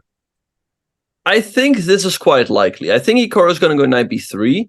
I think Rob is going to trade. And I think there will be a good chance he will go b5. And then either c4 or maybe take on a4. Right? So let's look at that variation again. You think this is going to happen, and then you're not sure what Robbie will do here? Yes. Yeah. I think he will either go... I'm trying to be very accurate about this, because I did screenshot a comment from chat, which is Evolve Yourself says that position is never going to happen, Hammer. And the position he's referring to is the one after c4, pawn takes, knight up to attack the rook, when Hikaru sacrifices his rook and gets this situation with 2 pawns and a knight versus a rook. So this is the position that Evolve Yourself TV says that position is never going to happen, Hammer. Because I said this position is very likely to happen, and I think this is going to be how the game proceeds, and that Hikaru has good chances to win here. And already exactly. I am taking notes. When you go up against me and you say that's never going to happen, you better know that I see your comment, and you're screenshotting it. I'm leaving nothing to coincidences. Exactly. Yeah. No, I see that. I see the comment as well. Evolve Yourself TV. He says, Hammer, that's never going to happen. If it does, I will gift 500 subs. Well, he is probably sweating right now. He's probably sweating, as we are already a couple moves down that variation. And again, I think knight b3 is super likely from Hikaru. I think b5 as well from Robbie. I guess maybe... So let's look at that variation, right? So let's say c4 is played. Yeah, so knight b3, take, pawn b5, rook eb2, c4. I think c4 makes so much sense, because the knight would just love to move to this square and attack the rook. I think c4 is a really sensible option. Yeah, so knight c5 after that is forced. I mean, that's the idea. And it seems like white has to sacrifice the exchange. So let's say pawn takes b5, either one. We take the rook on b3. You're going to have to recapture. Black takes on b5. You recapture with the pawn. I think if white can consolidate here, it looks super scary for black. I mean, for the moment, the pawn on d4 is hanging. But can black go d3? If you take the d pawn, we take on b5. And how exactly is white going to consolidate here? Maybe king f1, but then there's rook fc8. And I guess this is what I was getting to earlier, right? When I was talking about Robbie's strengths and weaknesses. I don't really see him going down this variation, as it seems like it's quite a lot of calculation. I don't really see him going down this line, to be fair. So you think it's not going to happen, and I'm not going to be able to have this screenshot published and evolve yourself humiliated for all eternity? I think there's a good chance that Evolve Yourself will not be banished to the Shadow Realm. Wow. Okay. Well, that's disappointing. Yeah. Okay. So you think because this is so much calculation, you think Robbie's gonna capture this pawn instead? I guess so. And I'm kind of wondering, like, let's say he goes for a setup with b6, right? Let's say you go b6 after the trade, rook eb2. Can black also play this position? The question is exactly how. Yeah, let's say you go e5. Why goes knight d2? E5, really? Then you cannot move your knight there. Yeah, but the idea is that after knight d2, I want to go rook f6. You put your knight on c4, and I go king f7. And my question is, now what? Like, how does white improve here? Well, I guess I'll start by playing h4. Okay. Let's say I go king e7. That's what grandmasters do. Like grandmasters, they will always make these little moves on the side of the board, just making sure that your opponent cannot predict your next, where you're going to focus your attention next, right? Well, I think also h4, the idea really is that you make it difficult for black to go g5. If black wants to go g5 now, they will have to go h6. But if you go h6, white can go h5. And now you can no longer go g5 because you can take en passant. So I like the move h4. But what if I just go king e7? And my idea is to go king d8, king c7, defend that pawn with my king. So then my b8 rook is free to move again. Yeah, and you're saying I'm not actually getting anywhere with this pressure? I don't think so. I think black is doing absolutely fine here. I mean, if you look at the evil bar, it's even a little bit in black's favor. Yeah. Yeah, and every time I go pawn to a5 to try and increase the pressure on black, then you can go b5 because now I don't have that pawn to attack you. Exactly. Yeah, and yeah, here the knight is hanging as the rook on b8 is protected, and black is doing very, very fine. So see Hikaru going for a think here. The position is already rather simplified, Ludwig. I mean, 2 bishops have been traded off, the queens have been traded off. Maybe now we will see a knight trade. Will Hikaru keep enough play in the position to win this one? Is the big question. Well, if Hikaru doesn't play something like important right now, if black manages to play b5 under these circumstances, say Hikaru goes for this h4 move here, like after b5, I would say black has excellent chances to win. So Hikaru also has to be accurate in applying some pressure right now, because otherwise black would be the one to try and seize control on the queen side of the board. Remember, Robbie has this 4 versus 3 on the left side of the board. So if Robbie starts advancing those pawns, he could easily get a new queen in the long term because his 3 and 4 pawns overwhelm white's 3. Exactly, yeah. And white is a slight majority on the king side, but it's going to be extremely difficult to set that majority in motion. So you make a very good point that black's pawn majority on the queen side is much more mobile. So let's see what Hikaru is going to do. I think, yeah, it does make sense to go knight b3. Knight c4, we discussed, does not make a lot of sense. And Jon Ludwig, Hikaru is down 15 minutes on the clock. That's telling me that he's not feeling too comfortable about this game. Yeah, I agree. Clock times will often tell you something about how a player is feeling. And Hikaru, I think this is the first time in the tournament he's down on the clock. Right. So he's not really he's not feeling it. Let's check in with Magnus, because Mm-hmm.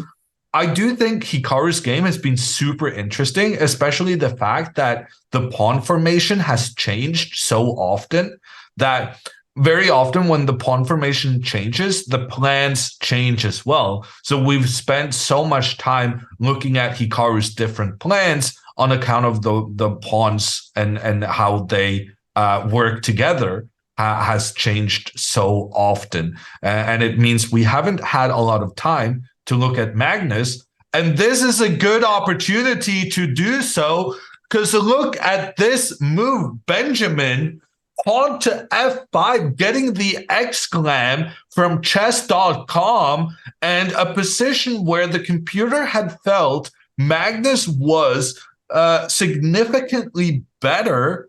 Suddenly, the computer says a double pawn sacrifice is about to put the squeeze on Magnus with Pranesh now having the edge. The computer says after pawn takes f5, the move e6, sacrificing the second pawn. And when that pawn gets captured, the queen can try to step in and start creating some attacking chances towards the black king that's in the center of the board. What a moment to check in, huh? Yeah, great find by Pranesh. Yeah, f5. And if you take it to g pawn, then white can also go knight f4. And the pawn on h5 is very weak. So, Ludwig, I'm really surprised by Magnus. I thought he was doing great. But one decision that stands out to me as quite peculiar is his move on move 22. If we can go back a couple moves, I am really surprised or almost shocked that he decided to trade off his active knight on c4 for the bishop on e3, which is staring at its own pawns. Why do you think Magnus made that decision?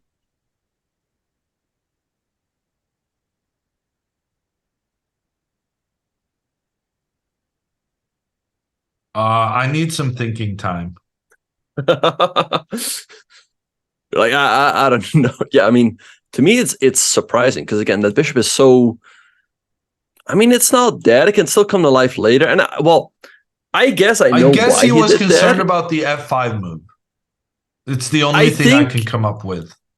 I guess he just wanted to get his other knight to c4, right? Like both Well, knights say cannot Magnus sit. moves his king up so that he has connection between the rooks. Mhm. Maybe then f5 and Yeah, but I think it's g6, and always then going to this be less bishop can scary. participate. Perhaps, but it's still somewhat far-fetched. I think really the reason why he did that is because you cannot have two knights sitting on the c4 square. You can only have one over there. But yeah, f5, great find by Pranesh, and it's really anyone's game now. Like you said, if you take the pawn with your e-pawn, there's e6, and also with all of these sacrifices, you open up the f4 square for your knight, hitting the pawn on e6 and the pawn on g6. And I'm sure that this is not what Magnus wanted. Magnus wanted to slowly but surely grind down his opponent, who is now creating a very strong counterplay.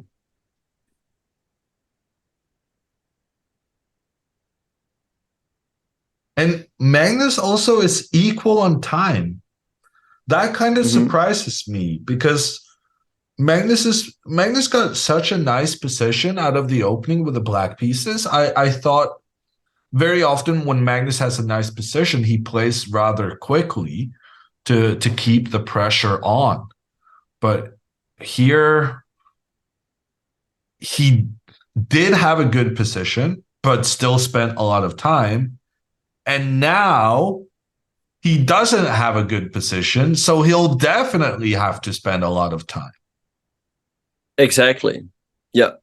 So not an easy game at all here for Magnus. So let's see what he is going to do after 5. He's going to have to take that pawn one way or another, but it seems like in both cases, white is very strong counterplay. And Jon Ludwig, you know Magnus probably better than anyone here. How do you think he's going to take that pawn? Well, he's going to protect his king. Yeah, he's going to protect his king. So the fact that after the e pawn takes, then there will be attacking chances with the knight getting in, the the knight having some pressure here, the queen getting in, his king will be in trouble. So Right. I think in general, Magnus prioritizes king safety quite significantly because you can always come back from, you know, having Being down a some pawn. bad pawns or whatever, right? But if your king is in trouble, that's a skill people are often especially good at. And it's the kind of thing that sometimes it's just over because your king is in Right. trouble. So I think in order to protect his king, he will take with the G pawn. Exactly. And then weirdly, the computer is suggesting the move queen to d3, which I is guess that just makes. anticipating the knight coming in to attack the queen. Yeah, I guess knight c4 in that case does not come with a tempo. And we have more moves in, or we have another move in Hikaru's game. Hikaru decided to play e4, e5. I guess maybe he felt that in that position that we analyzed, maybe Robbie could set up a bit of a fortress with the pawns on b6 and e5. So perhaps that's why he's putting his own pawn on e5. But it's a bit of a double-edged sword. And well, actually, I think the real idea is that he wants to go knight e4. Right? He wants to perhaps keep pieces on the board, not trade them off. But the pawn on e5 to me also looks like a weakness. And Ludwig, before we shift our attention fully to Hikaru's game, I also wanted to ask you, how do you think Magnus is feeling about allowing the f5 break? I think Magnus is fine. I think as long as he takes with the G pawn, it didn't actually seem that serious as the computer initially made me think.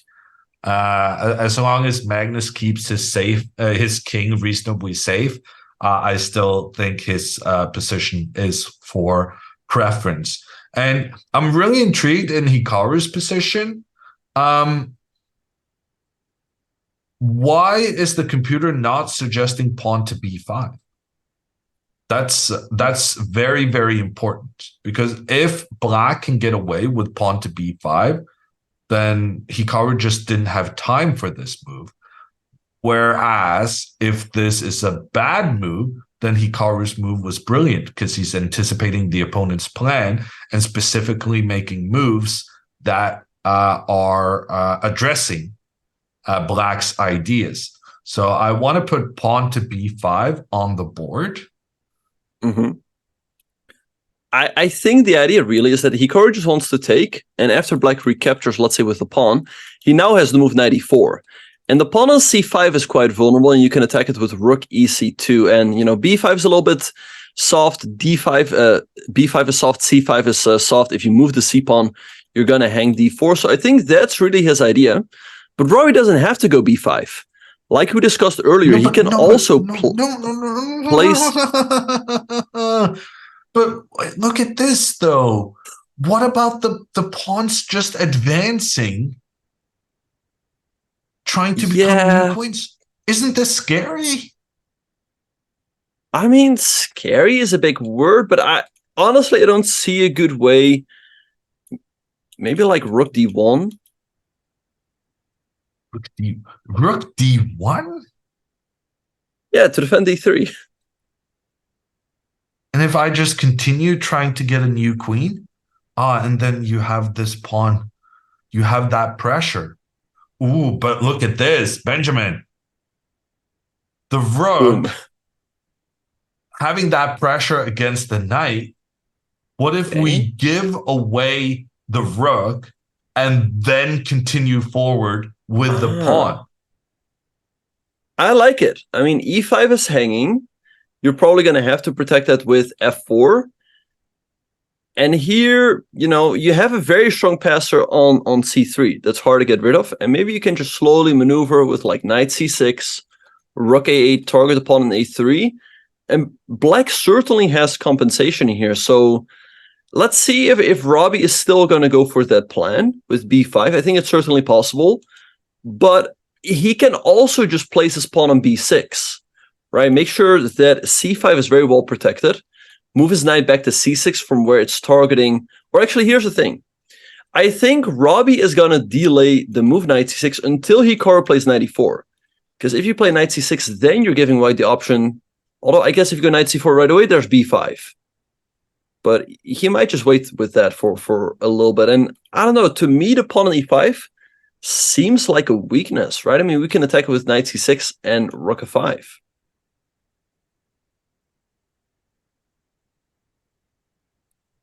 Yeah, I guess I'm really invested in these pawns just trying to make their way up the board. I think what we're discovering though, is that there are a lot of different plans available for both Hikaru.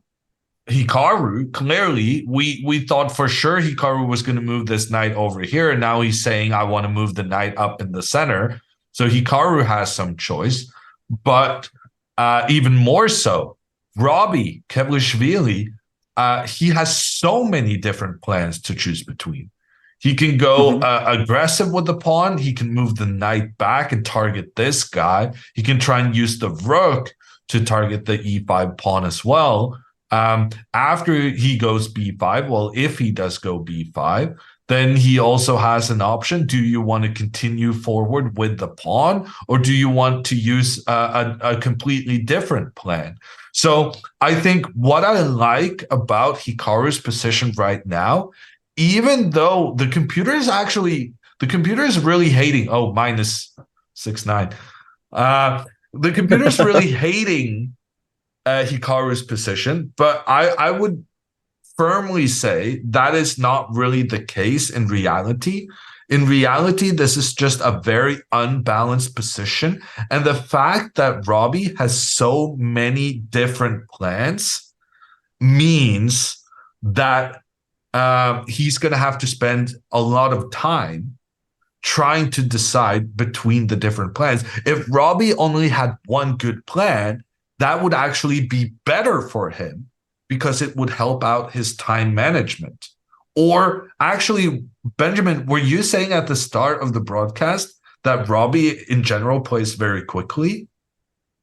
Yeah, he has good time management. He moves at a good pace. Yeah, he has good time management, and that's what we see here. He's up 11 minutes on the clock. Also, Ludwig, I wanted to point out that Magnus did in fact take with the e pawn, whereas you expected him to take with the g pawn. So, and Pranesh sacked another pawn with pawn to e6. He's going for it. Wow, Magnus in trouble? Question mark. Monka, Well, we're gonna have to take that pawn, and let's say y goes knight f4, right? I guess we go rook h e8.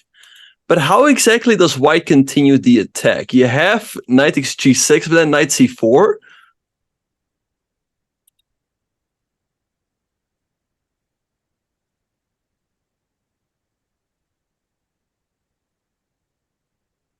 And somehow this is just better for black.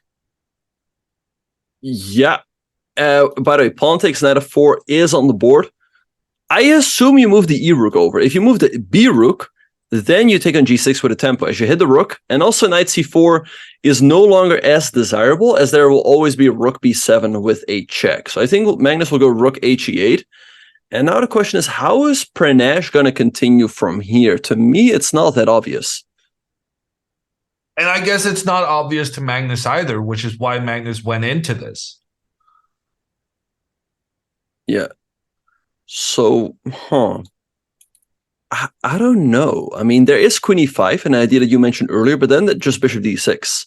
And queen g7 is met with rook e7.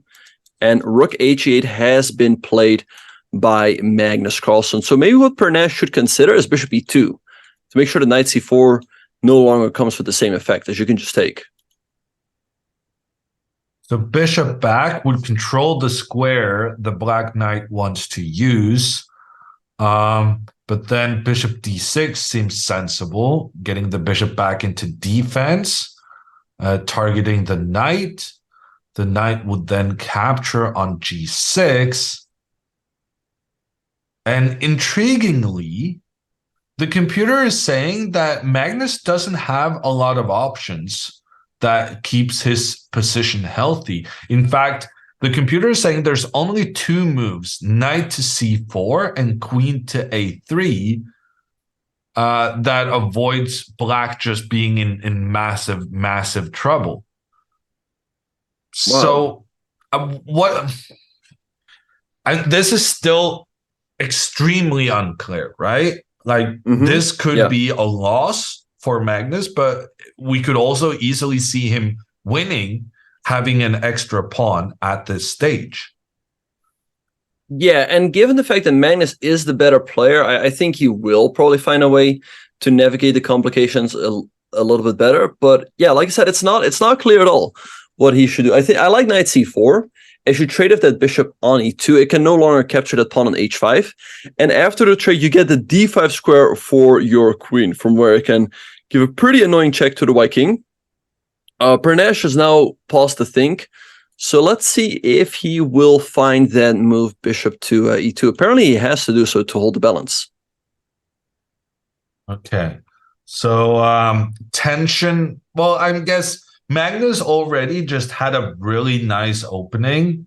So I guess the fact that Pranesh is still in it and creating problems for the Black King it's kind of a bonus, given that his opening was a bit of a failure. So he's happy to still have some create some difficulties for Magnus. For sure. Yeah. No, I'm sure that, yeah, Magnus was very happy about the outcome of the opening.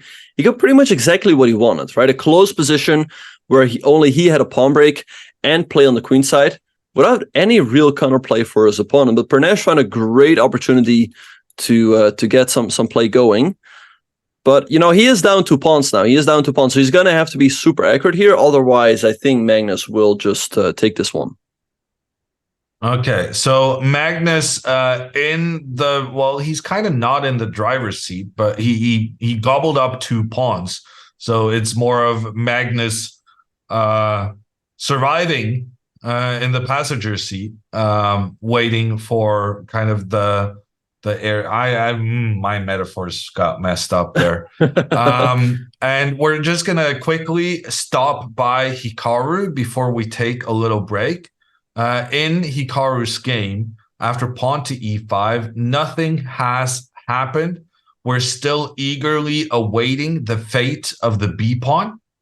My contention is that the b pawn will go 2 steps forward and try to then help the next guy go 1 step forward, and then that Kevlishvili will try to utilize his advantage of having 4 versus 3 on the left side of the board to try and basically overwhelm the white pawns and get one of them through to become a new queen.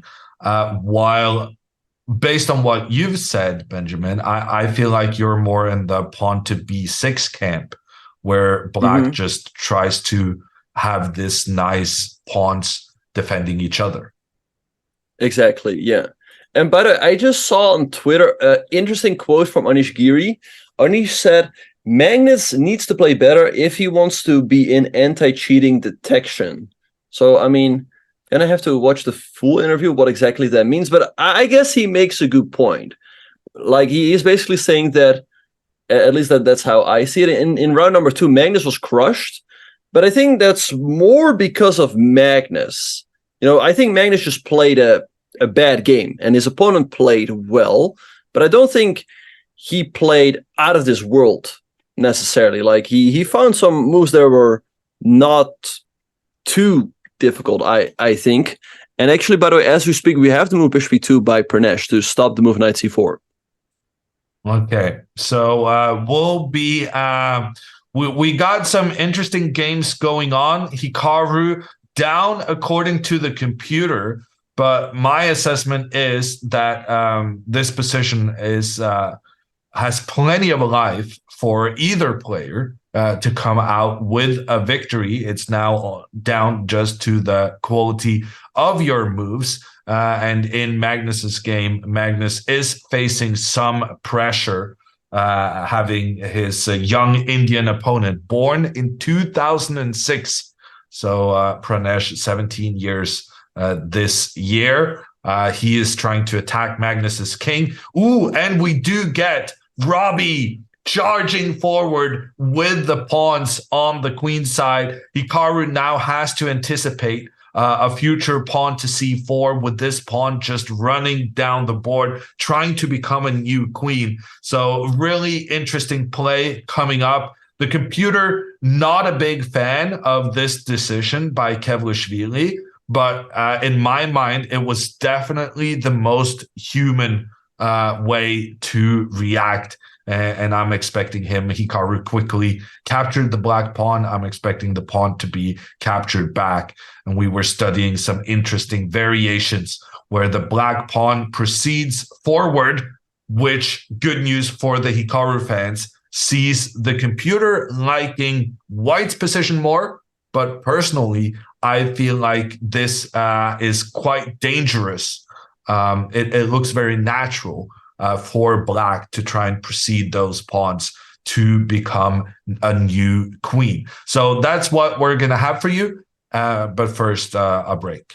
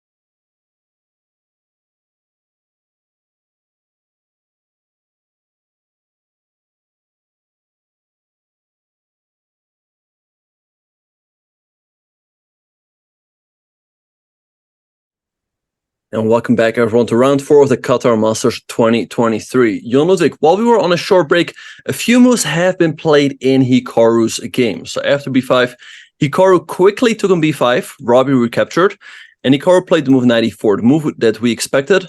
But here, Robbie plays the move rook to b6, not a move that we quite anticipated. And I wonder, what does he have in mind in case Hikaru plays the move rook c2 here, targeting the pawn on c5? I was gonna say rook to c8 to keep that pawn protected, but because he moved his rook off the bottom rank, the two rooks are no longer protecting each other, and as such, Hikaru would then be able to capture the pawn on d4, Exactly. and the knight cannot be recaptured, because then the rook is undefended on the open file. So actually, the computer says here the only acceptable move for black is to play pawn to c4. But then that kind of begs the question, why were you not willing to play pawn to c4 first? I don't know. This seems tricky. Very interesting position. I do want to note for all the Hikaru fans in chat that the computer now feels Hikaru's position is better than Kevlishvili's, which means that we were kind of right when we said that even though the computer favors black just 5 minutes ago, it wasn't really a position where we had like huge concerns on Hikaru's behalf, because the sensible way of playing moving forward, the computer was always kind of changing its mind on the assessment. So it's a completely open position. 3 results being played for, I would say, with Robbie having chances to win thanks to his 3 pawns potentially moving forward and trying to become new queens. Hikaru obviously having chances to win because he can place his rooks to target the black queenside pawns. That's the benefit of not having pawns there yourself. You'll be able then to use your rooks to attack. And of course, in chess, a draw always a possibility. So I'm kind of liking Hikaru's chances here. What's your feeling right now, Benjamin? Good question. Yeah, I think also the move rook b6, Robbie is anticipating move rook eb2, as now he has rook fb8. And like you said, yeah, after rook c2, pawn to c4 really is the only move, because otherwise you're going to lose a pawn. And the idea is that in case white takes, now you have to move d3, a little intermezzo, hitting the rook on c2. And I assume that one way or another, black is doing fine. Black has a lot of resources. The rook on b6, by the way, is also protected by the knight. So like after rook c3, you can just play pawn takes c4. In case white takes, you recapture. I think there is a good chance. Like it's gonna hinge on the next couple of moves. If Robbie is accurate here, I think the game could potentially peter out into a draw. A lot of trades have already taken place. But if he's not, Hikaru might emerge with an advantage here. And rook c2 has been played, so now I assume c4 is going to be played, as it's really the only move. You have the move knight b7, but that's so passive. And actually now, rook cb2 wins a pawn right away. Yeah, so I'm kind of surprised by this move from Hikaru, because it makes black's response so obvious. And I feel like, especially when you're playing against a weaker player, you wanna present them challenges where they can go wrong. And by playing into a move where they only have one acceptable response, I don't know. I feel like Hikaru is kind of helping Robbie defend the position by giving him an easy move. The computer says anything other than advancing this pawn forward is just a disaster for black. And very often when you realize, well, this move has a problem, this move has a problem, this move has a problem. Well, I guess I'll play this good move because I don't really have any options. Exactly, yeah. So I think c4 is going to be played by Robbie. And then the big question is, what is Hikaru going to do? You could take the pawn on d4, but Black still takes on d3, and then the pawn on e5 is also hanging. And I think there, the game really peters out too much. Like, too many pieces have been traded, too many pawns get traded there. So that seems to be headed for a draw. Yeah, like I said, if they take on c4, there's d3. I wonder if there's a possibility to maintain the tension. Let's say with a move like king f1. Because if Black takes on d3, now you have rook c7, and all of a sudden White's pretty active.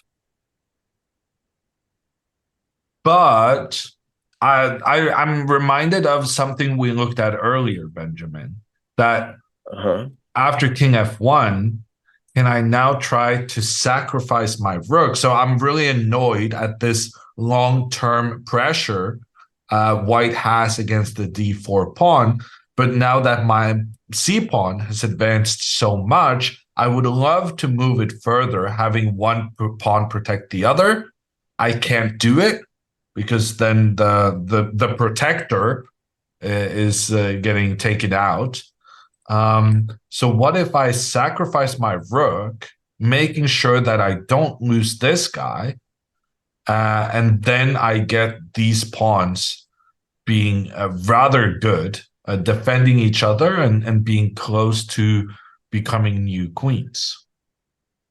Exactly, but I don't see a good way here to make further progress, right? Why can't just defend a pawn on e5 now with f4, go king e2 right after, and I don't quite see it here for Black. I think White's up a pretty healthy exchange, and I don't think it's enough. I'm quite surprised that Robbie has not played c4 yet. I mean, what else could he be thinking about? I mean, to me, it clearly seems like the only move. I mean, I guess knight b7. Oh no! But again, rook cb2, you just lose. You lose it. It's game over. You lose a pawn, and your entire position collapses. Yeah, you can't do that. Okay. Yeah, I don't know. You make a reasonable point. Why hasn't he moved? You said his time management was good. Yeah, I mean, he has been moving at a good pace so far, but here I think he is losing some time. Here's the thing. This is often what people get caught up in. He is probably calculating c4, and he's wondering, like, hey, how exactly does that continue? But he might not fully realize that c4 is his only move. All the other moves lose right away. You lose a pawn, and with that, probably the game. So you just have to make the move and then think on your opponent's turn. Makes sense to me. Because he's already spending 5 minutes again for, yeah, an only move. I mean, b4 is, I mean, rook c8, there's knight takes d4. That looks bad. b4 is a move, but it also doesn't look like the ways. And I would assume you're happy to go c4 and liquidate the position a little bit further. Yeah, I guess you could go b4. I was about to capture the pawn on d4, but then Black will capture the white pawn in return. However, we can first try and chase this knight out of position and then take the pawn. I'm liking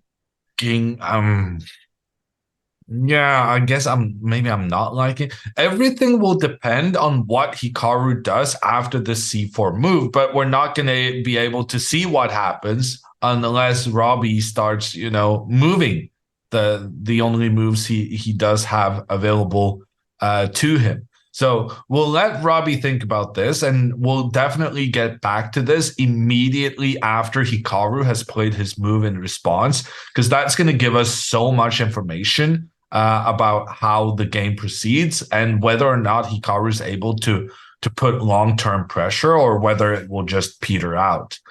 In the meantime, we can stop by Mr. Carlsen, who after this bishop e2, taking control of the c4 square, making sure to discourage the knight from getting involved there. The bishop retreated back into defense for Magnus. The pawn on g6 was captured, but white is still down a pawn. Knight c4 played, good move, because after the trade, it opens up this d5 square for the black queen, like you said, Benjamin. And after knight e5 check, the king moves. Knight f7. The knight keeps jumping around. And is it now a threat for white to capture the bishop, you think? I think so, yeah. I think Pranesh wants to take, and after king takes, go queen f4, targeting the king and the rook on b8. That's on the same diagonal. There's still e5, but white can take on e5 or take on f5. It feels too risky for Magnus to just let him take unopposed. Well, fortunately for Magnus, he has moves like queen e5 check, but Pranesh just steps his king over to g1. I don't know, Hammer. I mean, it's very complicated. I think we could see Magnus losing perhaps another half a point here. But you don't think he's going to lose the game, just draw and in that lose half a point, which is a problem since he already lost once in this tournament. I think it's quite likely that somehow this game ends in a draw. Like it's already a little bit simplified. Magnus's king is quite exposed, and maybe his opponent simplified, just has you just said it was super complicated. Well, it is complicated, but it's simplified in the sense that both sides, like 3 pairs of minor pieces have been traded off, right? And the point I was going to make is that Magnus's king is quite exposed. So his opponent has some possibilities here for a potential perpetual check.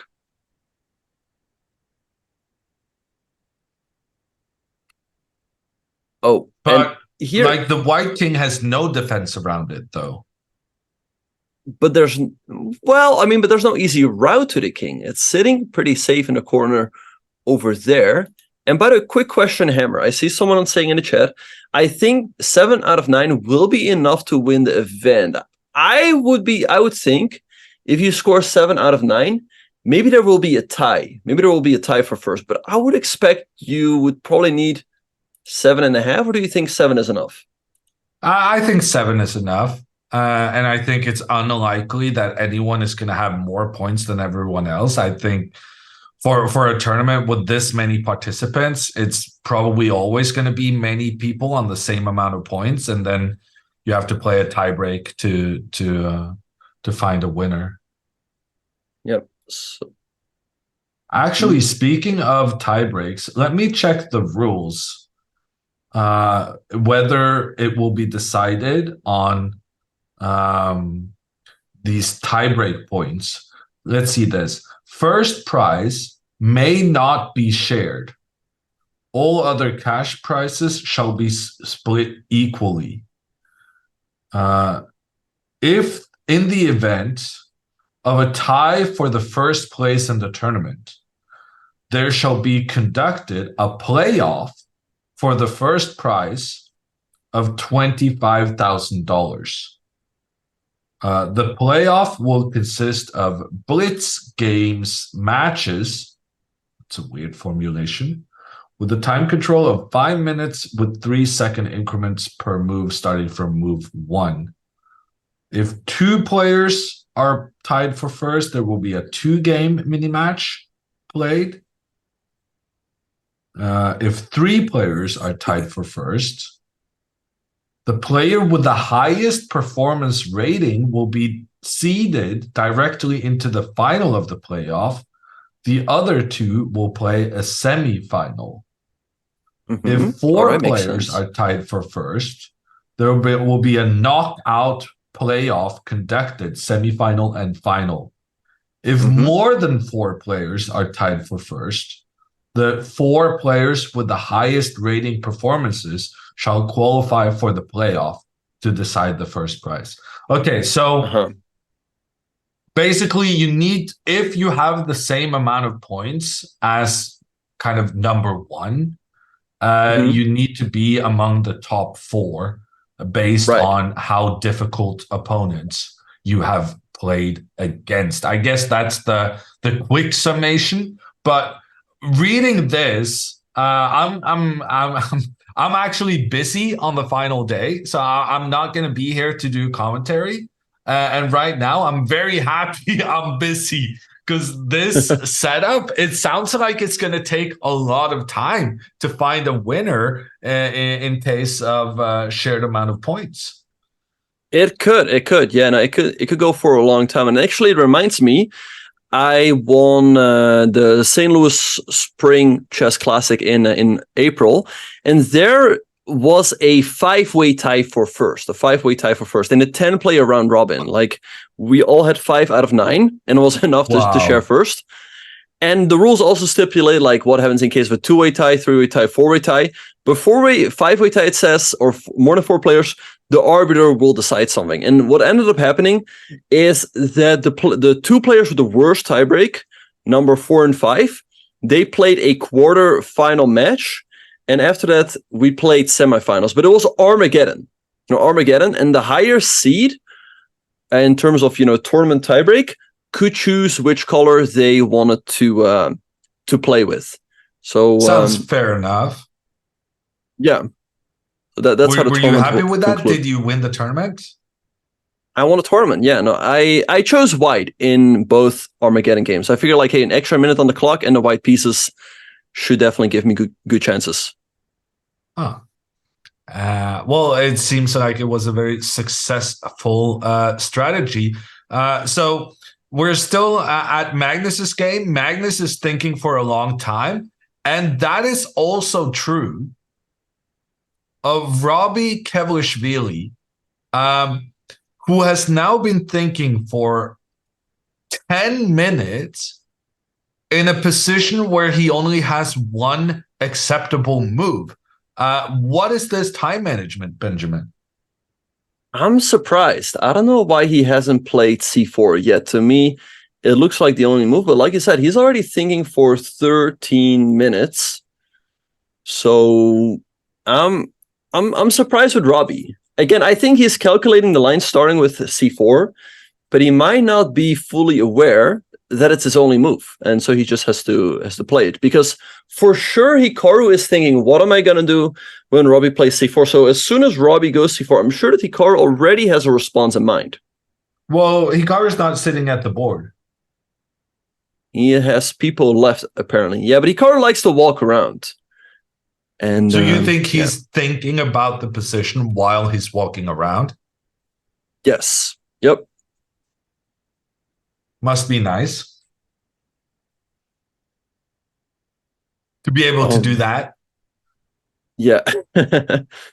Yeah, to be honest, it's always a bit of a double-edged sword, Like some people, they like to walk around when it's their opponent's move and they feel like they can still think pretty well, but some people might feel like they get distracted. Robbie is reaching for a piece, and to me it looks like he is reaching for the c-pawn, and there we have c4 on the board. The only move. Again, it's a little bit unfortunate for Robbie that it took him 14 minutes to play it, whereas again, it seems like the only move in the position. Okay, and now the big question. Hikaru, how are you going to deal with these black pawns progressing up the board? And I mean, what we would love to see here is Hikaru sitting down at the board and making his move instantly, right? Well, he does the first part. He sits down at the board, writes down a move. But I think he will think for a little bit, as it's a complicated position, and he has to be careful for it not to peter out, right? As Hikaru, you want to keep the position alive. You want to give your opponent the opportunity to go wrong. But again, it's not easy. It's very probable that the entire center will get vacuumed, that all of the pawns will disappear, and I think then we will be headed for a draw. So let's see how Hikaru will try to keep the game going here. Maybe that move King of 1 that we discussed earlier, keeping all the tension, sacrificing the d-pawn, but in case black takes, you have rook c7, and you have a lot of activity.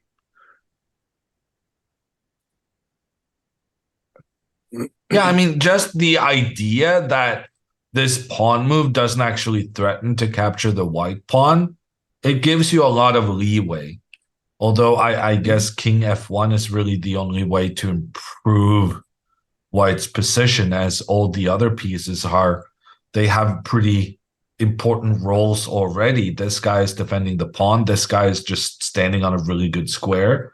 And these rooks are pointing down on the black pawns. So I guess the king is really the only piece Hikaru has left to get involved. Hikaru was reaching for a piece already, and to me it seemed like he was reaching for something on the queen side. So I wonder if he was reaching for pawn takes c4.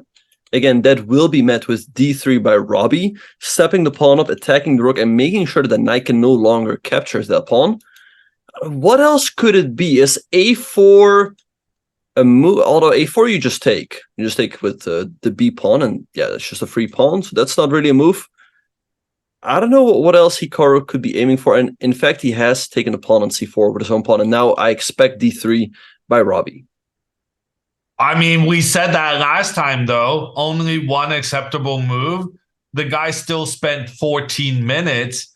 Can we have a similar situation now with Robbie taking a big think yet again before deciding to move the pawn forward? Well, to be fair, here you can also take with the knight on c4, because that would threaten a fork on a3. But here I guess Hikaru can move one of his rook, maybe like rook b3 to defend a3, or rook d1 targeting the pawn on d4. So there's also something to be said for knight takes c4 here. Yeah, but then the knight also can capture on e5 afterwards. Right. Yeah. But yeah, so let's say you go rook d1 after knight takes. If black takes, then I would think you just trade, take on d4. And the materials I lost you because I was doing rook d1. Rook b3, rook d1. Yeah, okay, targeting. Yeah, so let's say black takes on e5 with the knight. You take, black recaptures, and then you take on d4. And here we see that the pawns are even, but white's rooks are more active, and black has some weaknesses. The pawn on b5 is weak. To be fair, the pawn on a3 is weak as well. But black has this weakness on e6, and furthermore, black's 7th rank is weakened, so Hikaru could potentially get 2 rooks on a 7th rank, and that would create a devastating attack. So I think Hikaru certainly has good chances to win here. I guess, especially considering that Robbie's time it's becoming an issue. And I think in some ways it's very nice to hear that Robbie usually has good time management, because right now it seems like he doesn't, which is a standard problem playing against some of the top players in the world. You spend more time than normal because you're double checking your variations, wanting to avoid making a mistake. But in doing so, you burn your clock, which increases the likelihood of a mistake later on in the game. And it also means that Robbie may not be very good at being low on time. He might feel like that's a bit of a new experience and not cope with it as well as, Grishchuk or someone else who spends more time than what is healthy. Exactly. Yeah, no, Robbie is a good blitz player, though. He's a very good blitz player. He's rated like almost 3,000 on chess.com. So I'm sure. Do you think being a good blitz player means that you're good in a time scramble? I think so, yeah. I mean, it shows that you can make decisions quickly under pressure. But that being said, there are no heroes in time pressure. Everyone makes mistakes. So let's see what he's going to do. The move d3 to me looks good. And I think Hikaru has to play the move rook cb2. Because if you go to any other square, let's say you go to c3, then you can recapture with the b pawn. Defend the pawn on d3. And I think here black is doing great. Here these passers are very strong. So rook cb2 is forced. Here black cannot take with the pawn, as white can take on b6, as now he's attacking that square twice, and white wins the game. But after rook cb2, then we take with the knight. So we attack a3. Let's say white takes on b5. You take, white recap. Oh yeah, so d3 here. Rook cb2. Knight takes c4 is forced. Rook takes b5. And I assume we're going to have to trade rooks. white recaptures. And I don't know, this also is not that clear. I mean, black's d-pawn could be strong, it could be weak. Perhaps this is also a spot that Robbie is not that certain of. And he doesn't play this d3 move. He doesn't go for this line. In fact, he does recapture with the knight on c4, attacking the pawn on a3, attacking the pawn on e5, but also then going into a situation where the computer now feels that Hikaru has serious chances to win the game. Exactly, and knight takes c4 has been played. Knight takes a3 is now a serious threat. I have the feeling that Robbie started playing a little bit too passively in the last couple of moves. Not necessarily in moving his pieces to passive squares, but he's given up his advantage and he's not making active moves, right? Like d3 would have been an active move. And knight takes c4, it attacks the pawn on a3. Also, black is not sacrificing a pawn. But we see now after this move, rook d1 by Hikaru, that the computer seriously seems to like white. Again, you can take on e5, but that endgame does seem unpleasant. So it's not looking easy here for Robbie. And also notice the pace at which Hikaru is playing right now. Hikaru really he wears his heart on his sleeve, and you can really interpret a lot from his way of being. And especially when he's moving quickly, it's a clear indicator that he's feeling confident and that he's liking his chances. And having had this move now come in what, rook to d1, that was the top computer choice, and Hikaru played it in 42 seconds. It's promising. Yeah, no, for sure. It's looking better and better for Hikaru. So now let's see. I don't think there's a good way for Robbie to hang on to the d4 pawn. You could take on a3, but after rook c7, I think white's initiative is way too strong. So I think Robbie is going to have to take on e5 with either knight. Hikaru is going to recapture. You, of course, take with your other knight. And then Hikaru takes on d4. And I don't know. I'm going to be honest here. I think Hikaru's got a great chance to win this position. I think it's unlikely that Robbie holds here. Again, you have a weak 7 rank. Therefore, your king is somewhat weak. The knight on e5 is lacking a good square. The pawn on e6 is weak. The pawn on b5 is weak. I think the problems are just a bit too many to deal with, especially if you're playing against someone of Hikaru's caliber. And that's a bit surprising to me, because very often I will tell people that if you only have pawns on one side of the board, it's probably not going to be good enough to win the game. And here, like, Robbie can pretty much forcefully remove the last white pawn on the left side of the board. You can use his rook to attack. And it just, to me, it seems like black is so close to getting a draw. But like we can see from the computer evaluation, so close, but yet so far, if Hikaru finds the right follow-up moves. So here, after rook to a6, targeting the final pawn on the queen side, rook to c5 is a double attack on the knight and on the pawn. And when the knight moves back, then we can't really protect this guy. But rook d7, rook takes a3, and then the other rook. And here, what Benjamin was talking about really comes into play. Hikaru's potential of having the two rooks work together as an attacking force, not just capturing the black pawns, but also in doing so, attacking the king. That's just gonna overwhelm Kevlishvili. Yeah, no, it's looking tough. I think if, let's say, Robbie could trade off one pair of rooks and get rid of the a-pawn, that would significantly increase his chance to hold this endgame. But there doesn't seem to be a good way to do so. So I think given the fact that he has these pawn weaknesses, but also the weakness of the king, really makes it a very tough defensive task. Like I said, if these two rooks land on the 7th rank, very often it's just game over. Black's just getting checkmated as there's no way to defend the G7 pawn. So you have to make sure that that does not happen. So then the question is, well, what else can we do, right? After rook d1, do we really have any other move besides taking the pawn on e5? I don't think so. I think sooner or later, Hikaru is going to take on d4 with his rook, and then Robbie will have to trade on e5. So he should probably do so now. Oh gosh, he sacrifices his rook. Wow. But what is the point in case white takes? Well, he's desperate. I'm not sure why he's desperate. I mean, it looked like that position, even though the computer liked it for white, I thought in practical play, it looked like black was close to saving it. But Robbie really dislikes his position. That's my assessment, at least, based on this rook captures knight.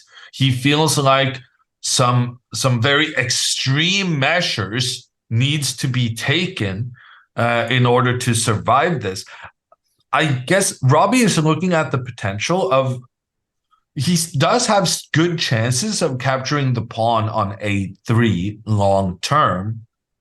And I guess what he's saying is that if he can take the pawn on e5, protect the pawn on d4, make sure that the white rooks are not able to invade, then he might be fine. Well, at any rate, Hikaru's definitely going to recapture the rook, clearly. And then the black knight will capture the pawn in the center, attacking the white pawn next. The pawn will move out of the way to save itself. And then the knight will move back, protect the pawn in the center. And if Robbie here could capture the pawn on a3, then he could make the argument that with no pawns on the left side of the board, there's decent chances of making a draw. But the computer is saying the pawn can just move forward. Because exactly, yeah. If you take it, then you remove the defender of your own knight. So this is looking kind of sad. And I'm curious to see Hikaru's facial reaction. I mean, I'm sure he's going to be... yeah, and actually... I see him here on the camera. He does not look impressed at all. He's frowning like, what is that? Like, what is that? And he just takes the rook. Robbie's now taken on e5. I don't get it. Like, what exactly does Robbie want after the move f4? I mean, your knight's under attack. And like you said, if you play the move knight c6, there's a4, loosening up the pawns. I think this is just gone... Robbie's now just has a lost position, and he was doing quite fine, but I think he's collapsed.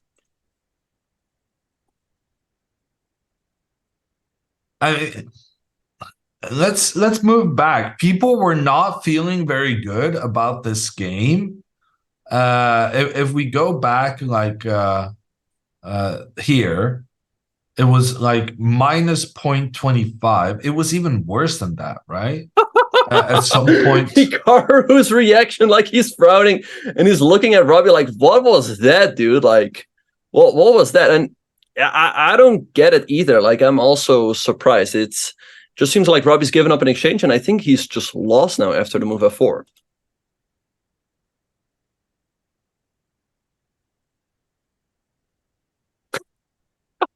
He keeps frowning. Those are happy frowns. Yeah. All right. Grimacing. And f4 by Hikaru hitting the knight on e5. I assume then, yeah, what do you do here? d3 is a move, but you just go rook c3. And once that d pawn drops, again, I think the white rooks can do a lot of damage to the black king. Yeah, no, you need to make sure that this d pawn is not captured, right? Because if that d pawn drops off, then the rooks will create so many issues. Right. And people in the chat are calling me ruthless, but I think the only one being ruthless here is Hikaru, who is, yeah, making it very clear that he's not impressed with Robbie's sacrifice. All right, so let's see what Robbie can do here. I mean, there's knight f3 check, but that doesn't seem to be doing a whole lot. I think he can really just move the king about anywhere. And I think the move that you pointed out, that a4 move is always going to completely destroy the black position. It's just going to dislodge the knight. And again, with the rooks coming in, again, the black king can easily come under fire. So the black pawn, Robbie's intention must have been that he was going to able to surround this pawn with maybe both his knight and his rook, but the pawn actually escapes because the black pawn cannot both keep its own knight protected while also capturing the white pawn. I guess in theory, you could make the argument that when these pawns get traded, then white still only has pawns left on one side of the board.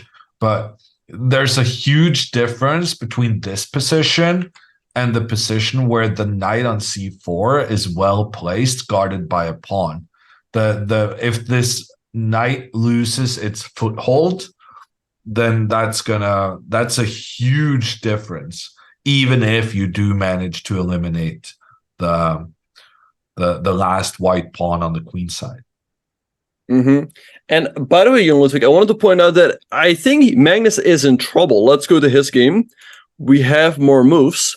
We left off after the move knight f7 from white on move 32.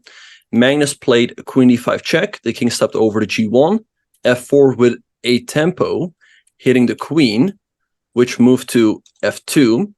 And here Magnus decided to trade rooks and play rook f8, attacking the knight, but his opponent found the brilliant queen b2, not caring about the knight, because if you take it, there's queen b8, king d7, rook b7, leading to checkmate. So that wasn't even that difficult. Right. I'm surprised that Magnus missed this. I guess he has to play the move c5 now to stop the queen from infiltrating, but he seems to be worse here. Is Magnus gonna, I think he's gonna drop at least another half a point. So c5, only defensive move, opening up for the... And look at the times, Benjamin. Yeah, he's down 22 minutes. Down to 13 minutes. Yeah, in a very complicated position. He only has to make another 5 moves to reach the time control. But let's see. So does he have any other moves besides c5? I guess there's queen b5. But maybe white just sidesteps with the queen. I mean, this looks super scary for black. Again, I think Magnus can easily lose just take the queen and take the bishop and take the pawn. Like, you have this amazing resource with this pawn on g5, a pawn protected by another pawn that has a clear path moving forward to becoming a new queen. Even something like this would be massive for Pranesh.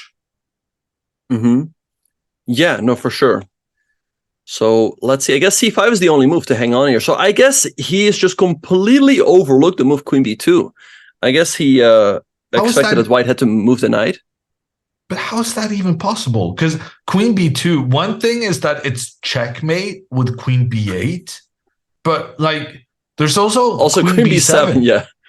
Check and just take the rook. I think he missed the move queen b2 altogether. That's my only explanation. I guess he thought that white has to move the knight, but it's very sloppy, especially for a player of Magnus's caliber. It's wild. Yeah, tough. It's tough. I think I disagree with you a little bit about Magnus's game against Suleimani. I feel like that game, Magnus's opponent played incredibly well. And like Magnus had a bad opening, but I don't feel like he did anything wrong after the opening. He just got squashed. But here, I would say this rook to f8 move, like this is a worse move than any move he played in the game he lost. Like, this is the move of a guy whose confidence is shaking. Mm-hmm. Yeah, no, I mean, again, I think his opponent did play very well in that game, no question about it. But I also think Magnus played below his level, and that also is definitely the case here. Magnus, by the way, finds the only move c5, guarding the b7 square with his own queen. And I think now it's time for Pernash to trade off his knight for the bishop on d6. And Black is going to have to recapture with the king. Again, you don't want to take the queen, as there will be yeah, queen but b7. what about this queen to a3 move? Right away? Yeah, this looks super tempting. But okay, you take the knight, you take an a7, king d8 only move, you take an f7. It does look scary. Yeah, actually, I think white will probably be tempted to go for that, as if you go down that variation, it feels like black is getting checkmated, and you should at least have a perpetual in your pocket, you would think, right? Which, I mean, When who you're would love playing such a against situation? Magnus, Yeah. yeah. When you're playing against Magnus, knowing that at the very minimum you can always just check his king for a draw, it's very tempting. So I feel like that's one of the things that could save Magnus here. Just having the big name, his opponents are more likely to play it safe, going for situations where maybe they're not sure they're going to win, but they're sure they're not going to lose. Right. And actually, in that resulting position after queen takes f7, Magnus has to find either queen e4 or queen f3, which I don't think is wildly complicated to figure out that white does not have more than a draw there. Like, you have a bunch of checks, but yeah, nothing, no, I mean, this more. queen move is very easy. And then check. Ooh, but there are some tricks here, Benjamin. Look at this. If the king moves forward in the wrong way, then the rook can come up, check the king. The rook can be captured, but then the queen comes in, attacking the king. The king has to move, but then the queen is lost behind it. So there are some trickery. But if the king chooses the right square, there's no way for this rook to get involved. And then it should be, it should be fine. Yeah, so I think Magnus will survive, but he will not win this game. He will not win this one. I think it's going to be a draw, which is another disappointing result for Magnus. But in the meantime, we have more moves in Hikaru's game. Okay, so Magnus definitely not winning, but maybe he's not going to lose. Hikaru, on the other hand, after this move, pawn to f4, chasing the knight chooses not to move. Instead, pawn to d3, attacks the rook.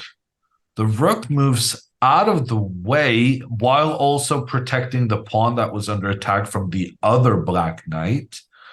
The knight moves away, but the knight moves away in such a manner that even though you're attacking the white pawn on f4, you're also leaving the defense of the black pawn on d3. And when that d3 pawn is captured, Hikaru manages to get his rooks well placed yet again. So Hikaru managed to keep that one pawn on the left side, which can be quite important. And he has a rook in trade for a knight and a pawn. How do you feel about this, Benjamin? Do you think it's easy for white to win?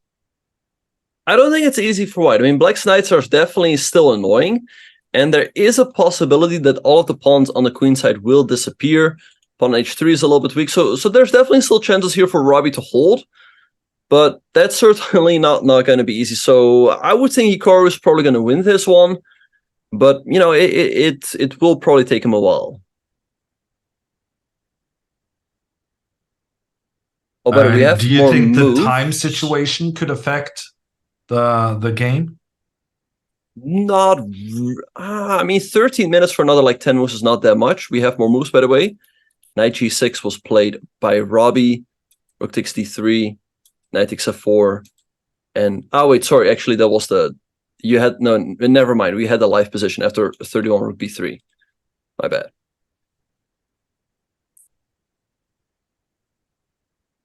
Yeah, I was going to say it's a bit weird moving your knight back when it's so well placed here on f4, Yeah. looking in towards that h3 pawn. Yeah, Robbie really wants to trade off these queenside pawns. Let me suggest something like pawn to h6 and then rook to a6, just trying to target the a3 pawn. Like, Hikaru's rooks are so well placed now, though. Yeah. They're both working to keep that a3 pawn protected, which means Black's attempt at capturing it is just not going to work. And even if you do take it, you're going to end up with a very poorly placed knight on a3. So even that is not that desirable for Robbie. So let's see what he should do here. I think the move h6 makes perfect sense to give the king a little escape square. Something a little bit safer there. I like your move king h2, defending the pawn on h3. And then I don't know. Let's say we go king h7.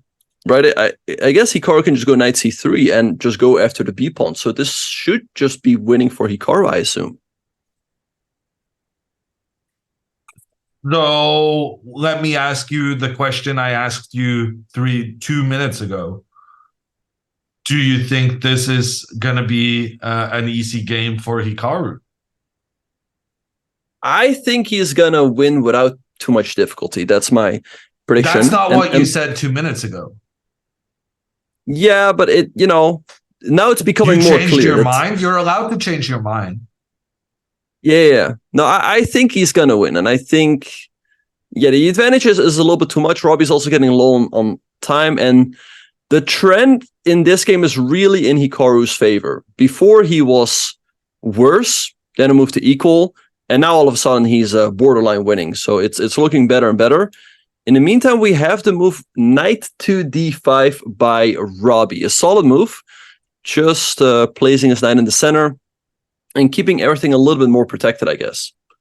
Yeah, and preventing the plan we were just looking at with the knight coming in to actually capture the pawn on b5.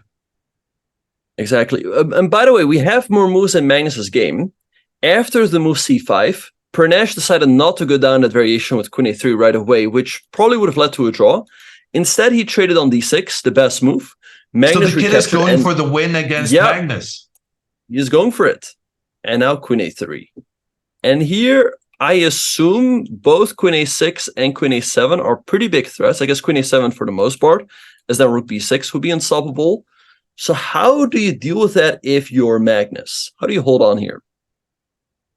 Well, I guess the first move to check is pawn to f3, right? Because so then you're threatening checkmate, no? If pawn takes,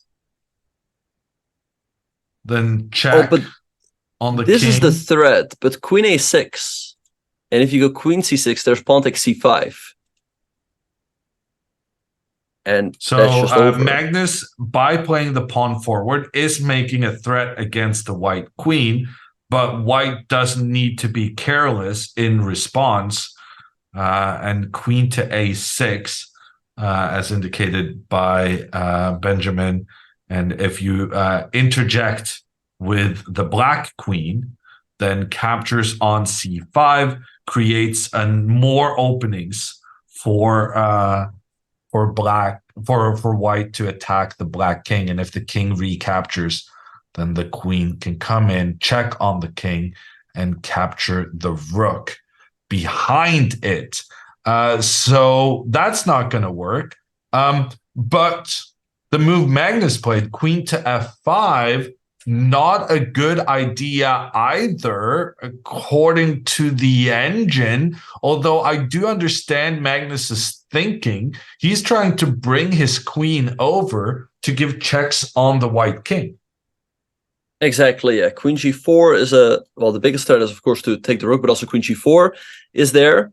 So now, let's say we go queen a6 check, right? That is, of course, the one move you're looking at. Magnus has to play king d5, and queen a6 has just been played. If you go to the 7th rank, white takes the a pawn with the queen, and if you go to the 8th rank, there's rook b8, a classic ladder checkmate. And if you go up, there's rook b6, followed by either queen d7 or queen b7. Actually, queen b7 is the only move that's made. Queen b7 checkmate. So Magnus chooses the only move. He goes king d5, but it's looking super scary. So now queen b7, king d6, and again, here Pranesh has a draw in his pocket if he goes queen a6. But can he go pawn takes c5? Magnus has to recapture with the queen and give a check. I guess you go like king f1, as now there's no more checks on the king. And rook d1 is a pretty big threat here. So, I don't know, Magnus still not out of the woods. And I mean, oh no, at this point, they're going to make it to move 40. Yep. They so made then it to move 40. So time is not going to be an issue. Yeah, but Pranesh already had 28 minutes, but now he will have 58. So he's going to have an hour to figure out whether he can be the best player in the world. So let's look at the moves that have come in. The queen did move in to give a check on the king. The king moved up. The queen continued giving checks. The king moved back. Now a back and forth is possible. Pranesh can make a draw against the Magnus Carlsen, but the question then becomes, can he find it in him to try and go for the win? He can capture the pawn on c5, giving another check on the king. The problem is that Magnus then will give a counter check on white's king. And then even though white is threatening to move the rook over to attack the black king, there's the move queen d5. And according to the engines, I'm just going to follow the line, Benjamin. I'm just going to see what can the engine offer here. Why is it saying this is good? Oh, it just wants to go for the queen trade. Oh, I mean, you do have a G pawn and you have an A pawn as well. But so Magnus has two pawns in the middle that can work together. Yeah, but if you go G6, G7, the black rook will be tied to the defense. So, in the meantime, we also have more moves in Hikaru's game. Let me just surmise this by saying I don't think Pranesh is going to go for this. I think having a rook endgame with equal amount of pawns when your opponent is Magnus Carlsen and he has two pawns working together, I don't think he's going to realize that this is better for him. And so I think he's going to be very tempted to just make the draw. We'll let the young Indian consider his options and move back to Hikaru, who has, a question mark move. What is going on, Benjamin? I'm surprised that he played knight c3 and voluntarily traded off the knights. I think this increases Robbie's chance to hold. Robbie traded off the knights and now played rook a6. And the big question, by the rook b3 has been played by Hikaru. I think the big question, I was wondering, what would have happened in case Hikaru would have played the move a4, right? Targeting the pawn on b5, the pawn cannot be taken, as then you hang the knight. And if you move the knight out of the way, which perhaps might be fine, maybe just knight d6, let's say. White has the move a5, but then you can go knight c4 back. And here, it's very likely that we will end up in a situation where, let's say after knight c4, you go king g2.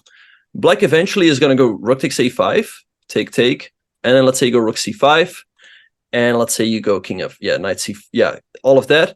And you end up in this situation where white has a rook and black has a knight, but black has 3 pawns versus 2, and I think black has great chances to hold here, but maybe you know, but what is your evaluation? Do you think like this is just a dead draw, or do you think it's, what's your evaluation? I think it's completely over. I think there's absolutely no chance Hikaru can win this.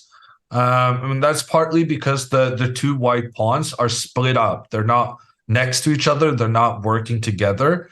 And it gives Robbie a very nice setup where he can just sit with his knight on the f5 square and just just sit and wait. And he can just go back and forth. And there's really nothing Hikaru can do to dislodge the black defensive measures. So I think Hikaru just judged this to be a clear draw, but that again puts the question on this knight to c3 move. If Hikaru realized that a lot of those positions, when the pawn on the queen side is eliminated.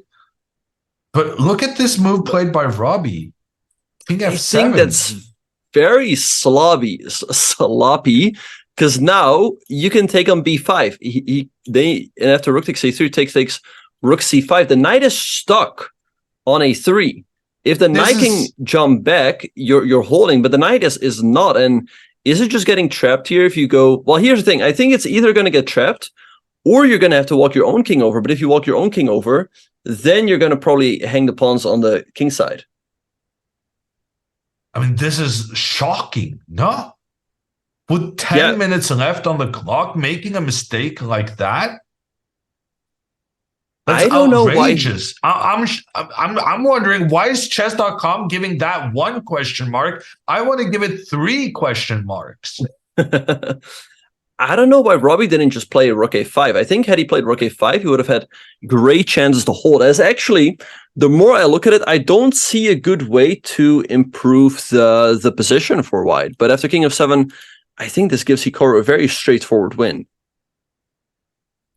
And now the action is happening all over. And how is Hikaru not making faces? Yeah, I was wondering the same thing. Hikaru's looking super focused now. I guess he's trying to figure out, will he be able to catch the knight on the edge of the board? Let's analyze this a little bit more. So rook c5 is the key, because then the knight cannot get back. The king will try and dislodge the rook. The rook will be attacked. Where do you go with the rook? You go rook a5. You go rook a5, and after knight c4, rook a7. And that one I'm pretty sure is winning, as you're going to drop one of your pawns. Yeah. He's just going to take one of the pawns. Yeah, so I guess what Hikaru is just going to do after rook c5, he's going to go king f1, king e2, king d3, and once the king is on d3, rook a5 is a threat. So black is going to have to walk their king over, and you're going to inevitably have to give one of your king side pawns. I guess maybe he moves the pawn first. Yeah, but still, there will be rook a7 at the end, and I think you will win one of those pawns.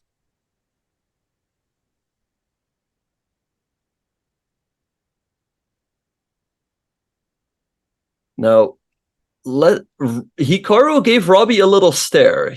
He's definitely calculating. He's going down that variation, I'm sure. I was just surprised he didn't, give any weird looks, but I think he will find it. To me, it looks a little too obvious for Hikaru to miss. In the meantime, by the way, of course he's going to find it. In the meantime, we have more moves in Magnus's game. We can't do it because Hikaru just took on b5. Right. Well, yeah, I mean, so I think, do you want to just conclude that Hikaru is going to win this? Because Robbie just messed up a pretty obvious. It wasn't even a tactic. It was just a trade. Yeah, I'm surprised. I'm surprised that he played king f7 and not rook a5. And I think now he's just gonna win. The knight is stuck, and in order to save the knight, the king will have to move away from the pawns, but then one of these pawns will be lost. So Hikaru's gonna win his game. We'll jump back into Magnus's situation. Because we were told Pranash has gone for it. He did capture on c5. He's going for the win. And he barely spent any time on it. He spent 2 minutes on pawn takes c5. He's like, I don't want to draw. I want to be the world champion, or the best player in the world. Magnus recaptured king f1 by Pranash. And now rook d1 is a devastating threat, I assume. So Magnus is in the tank. They've passed move 40, so he doesn't have 5 minutes. He has 35 minutes. So let's see. I guess queen e5 is the only move here. Oh, I'm looking at one of these supercomputer sites, which is saying that after all of these moves, if white can realize it's advantageous to give this check and trade the queens, the computer is saying for this position +8. Wow, that's a lot. And I guess that's So the only way to win, yeah? Like, yeah. So basically, if Pranesh realizes that this endgame, even though he's not even up a pawn, just the fact that his pawns are more advanced and further away from each other, so they're more difficult to stop. If he can realize the value of this, then he's going to win the game. But I maintain that it's very difficult to understand that white is winning here. yeah, although it does look very tempting. I mean, you have a G pawn, you push the A pawn up. Black has these two connected passers, but they move up the board a little bit slowly. So let's, I mean, and Pranesh has all the time in the world. He has 57 minutes. So I think there is a chance he could just brute force it and find the win. But let's see if he will. To be fair, though, he must also still feel that he still has a draw in his pocket. You know, he's not burned all ships just yet. If you go Queen B7, you know, you might be thinking that you're winning, but of course the Rook endgame could also turn out to be the other way around, right? But here he still always has a perpetual if he wants to. Yeah. Okay, so this game isn't really going to be decided until we see whether Pranesh decides to go for the queen trade or whether he just wants to give checks to make a draw against this poorly defended king. So we'll stick with Hikaru for the time being. And Hikaru, well, we've reached the position that we were kind of expecting to reach. And I saw a comment in chat. What about knight to b1? Can't the knight get away in that matter while still having the king to defend the king side pawns? And the answer to that, unfortunately, is no, but it's not that easy. So after knight to b1, what Hikaru should do is pawn to f3 because he needs to get the king involved. But in moving the pawn to f3, you also control the e4 square, which means that now after knight d2, the knight cannot move in towards the center. And after rook c3, so now the knight cannot get away in this area or this or this or this. So it may have to go back, but then rook d3, and now all the knight's options are covered. And then all you need to do then is just move the king over to capture the knight.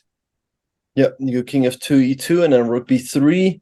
So yeah, I think it's just lost. Very unfortunate for Robbie. Again, I think had he not played king f7, but rook a5, I think there would have been great chances for a draw, but now Hikaru's just going to win. It's just over. And yeah, so I guess at this point, Hikaru is going to win. Magnus's game is still all to play for. You know, Magnus right now has to find the move queen d5, apparently the only move to stay in the game. And what is happening in the other games? I see that Arjun made a draw with the white pieces against Narayanan. And also Anish is going to draw his game against Vokhidov. I think. Yeah, I'm pretty sure it's a draw.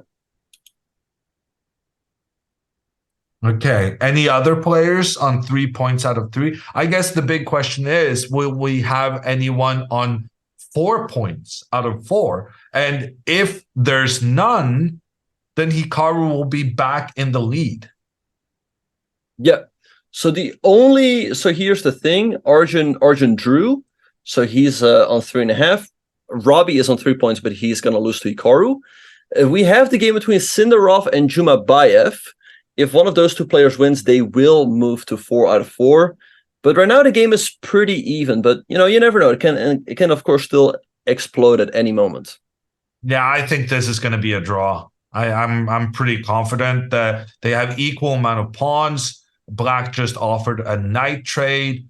The kings are on the same side of the board. I think this is going to be a draw, which means if Hikaru wins his game, he's going to be back as number 1 in the tournament standings, together with a bunch of other people, on 3.5 points out of 4, which is a fantastic score to start out with. But we're not going to count our chickens just yet. We're gonna let Robbie think for a little bit on how he can try to save his knight. We see he did play this knight to B1 move, and we're now hoping Hikaru will find the important F3 move. Very important, because you then take control of the E4 square, making sure that the knight cannot escape via that square.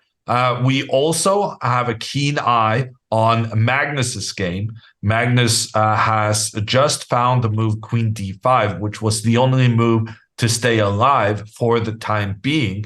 And it's now up to Pranesh to figure out whether he can win this or whether he's happy just to go back and forth with his queen to make a draw. But all of this,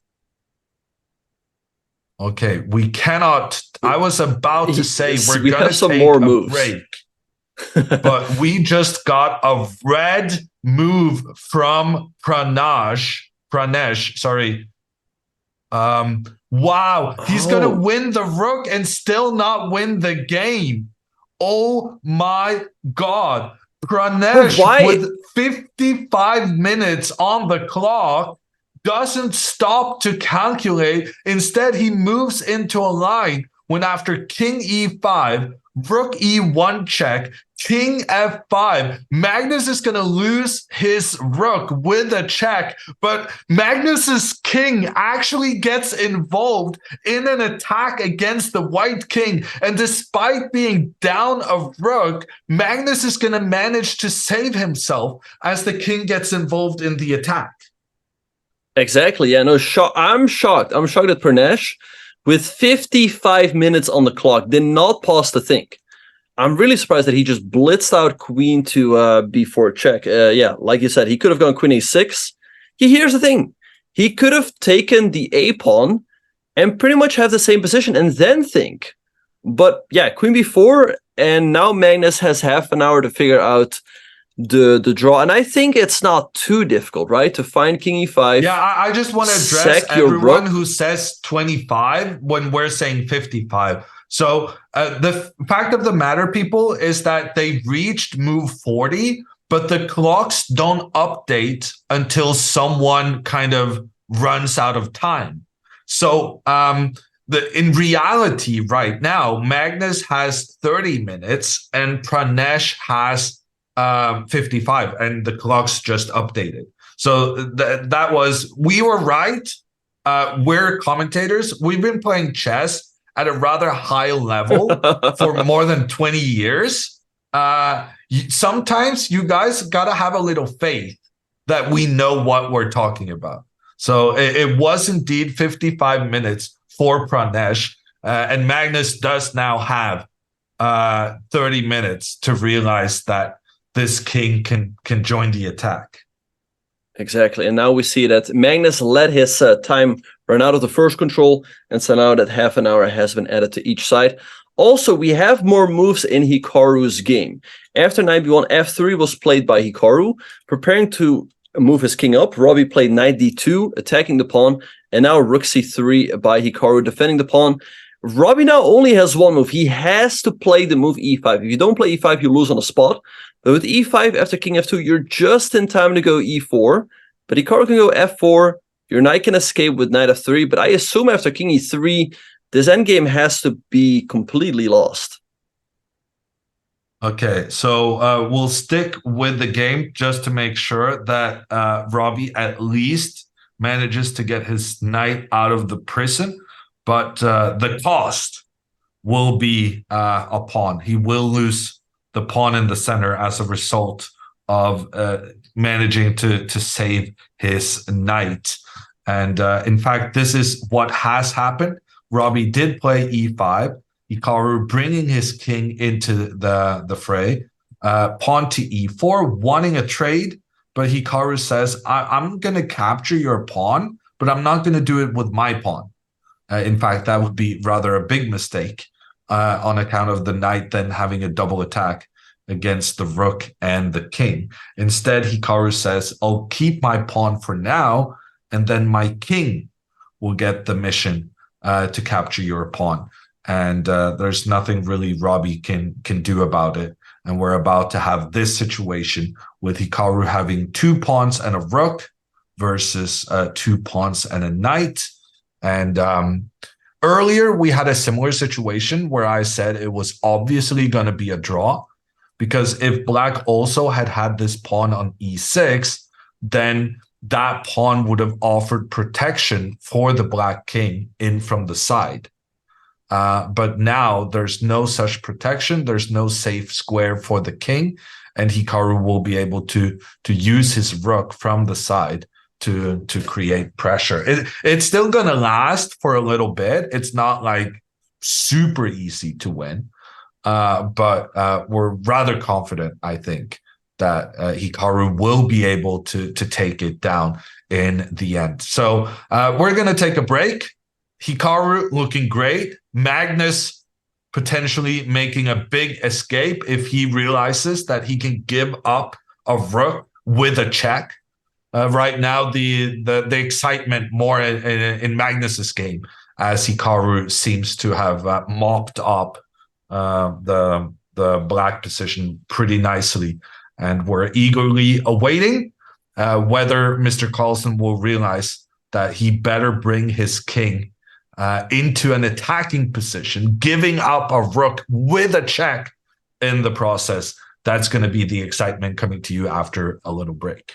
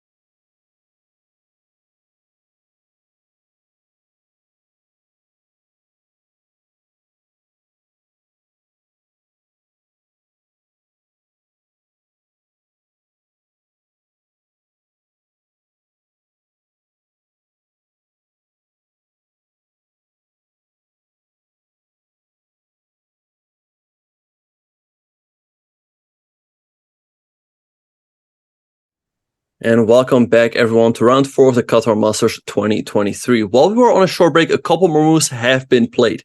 After Hikaru played the move f4, Robbie played knight f3, Hikaru played king e3 and knight h4. Hikaru took the pawn and knight g6. But, Ludwig, I think Hikaru is just going to win this game. He's eventually going to give a check, kick the knight back with f5. The question, though, is how exactly do we go about winning this position?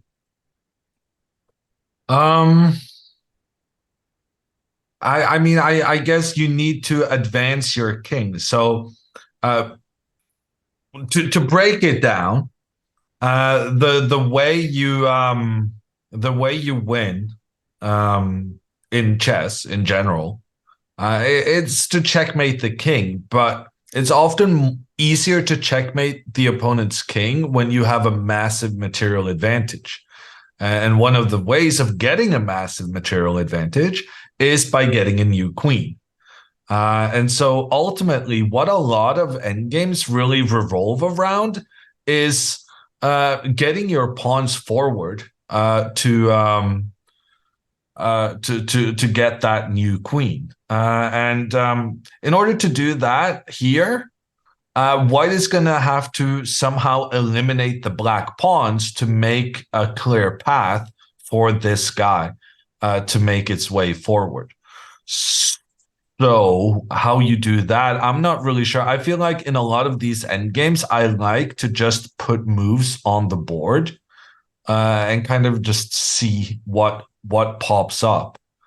And so I guess what I'm realizing here from just inputting moves is that the white king can actually come forward quite a lot because we can gradually chase the black king backwards.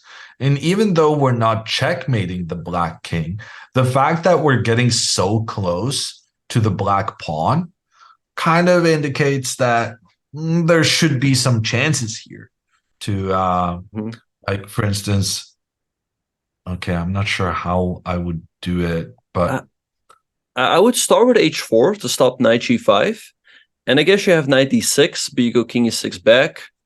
And then after knight e4, let's say you play rook d8 or something. And eventually you're going to end up in a spot where, yeah, let's say you go knight f6 back now, then king f7.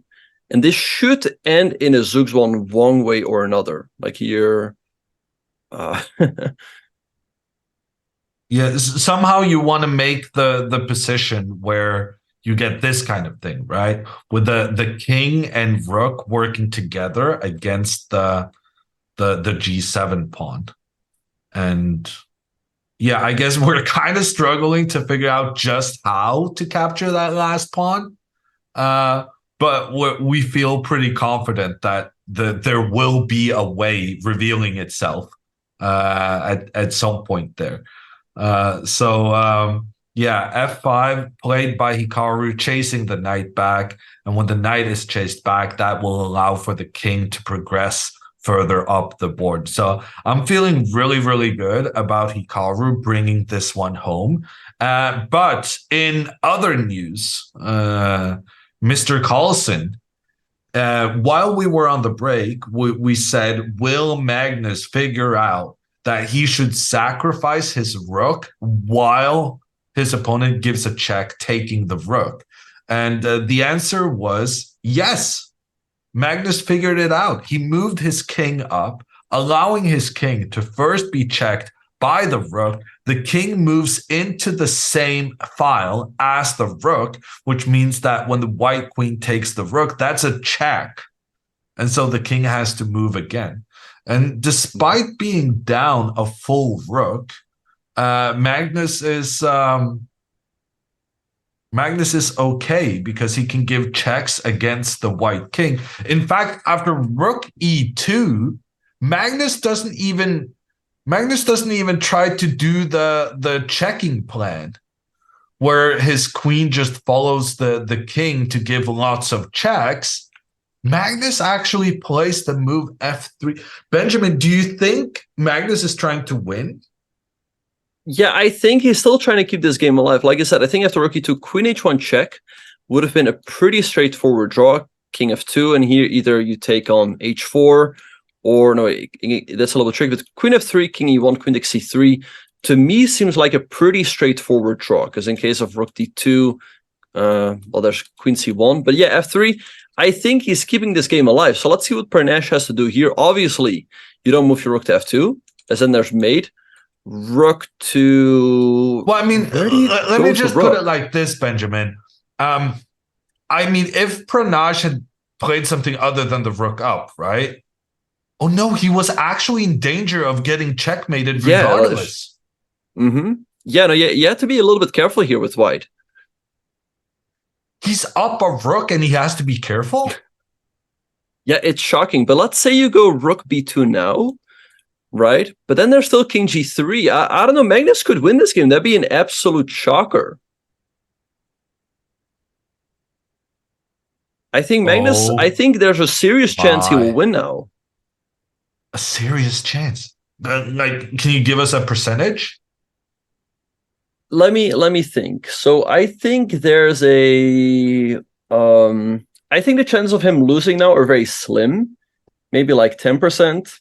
Then I still think it's like 50% going to be a draw. No, no, maybe more like 60 or 70, and then maybe like I think like a 30% chance maybe the Magnus wins. I think it's definitely possible. I mean, that's a pretty high percentage. Yeah, but what do you do here? I mean, where do you go with the rook? Black's king is super active. What if I...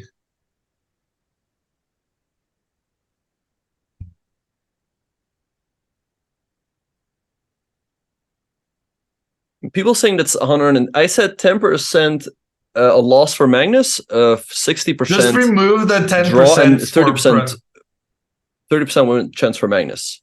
I think just remove the 10% for Pranesh, right? I mean, there's no way he's winning this. I mean, there's always a chance. You know, Magnus could overpush, so maybe like 5. No, but legitimately, is there a single place he can move the rook that's safe? Let me just try moving the rook over. No, moving the rook there doesn't work. Check. Yeah, that's for checkmate. Check. Checkmate. Well, moving the rook here, definitely not going to work. That's checkmate. Moving the rook up, not going to work. Check. Check and attacking the rook.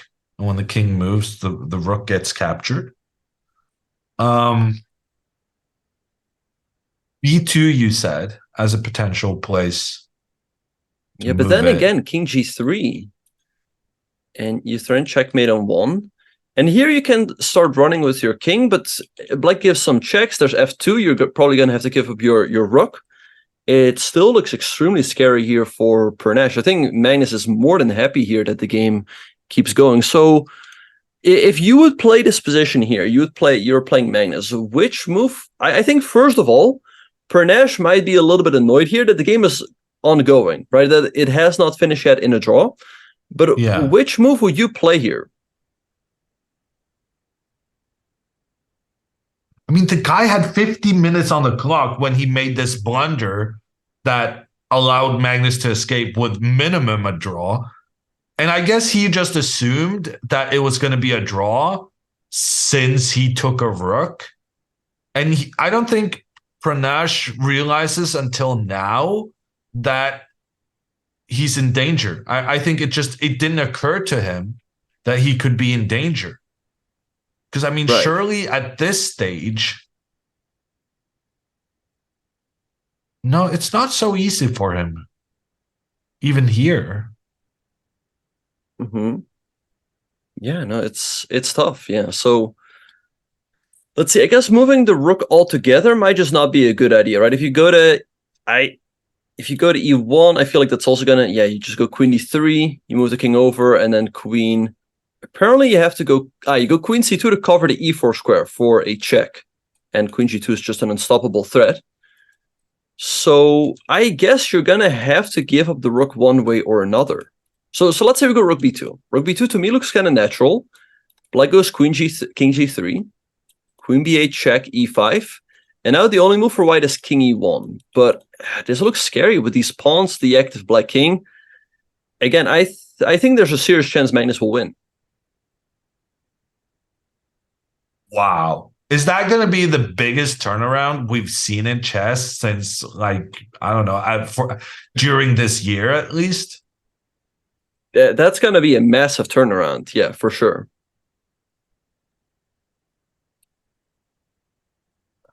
I'm sure there have been bigger turnarounds, but yeah, this is definitely in the top. Yeah, it's definitely at the top.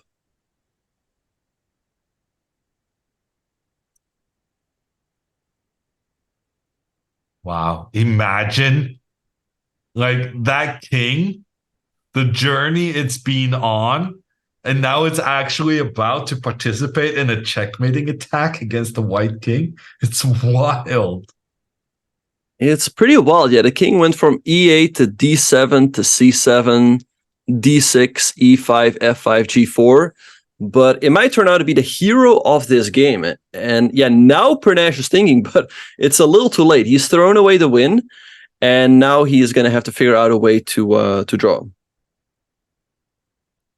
So I see one move being suggested by the computer, queen to f6, which makes a lot of sense in that the queen now defends the c3 pawn, which could be an issue. Right. And you're also kind of helping this pawn try and move up to become a new queen.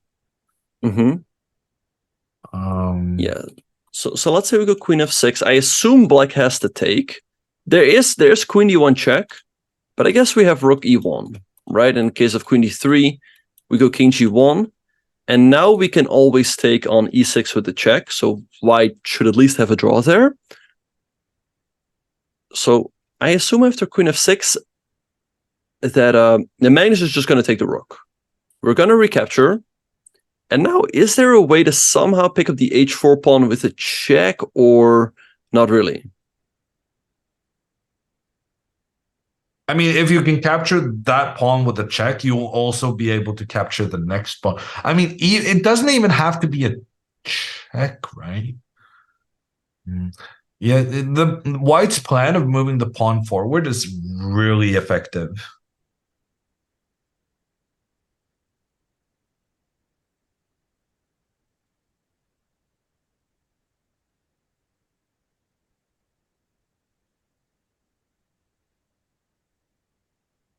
All right, so yeah, I assume the G pawn pushes very quickly. If you take an h4, then you push a check.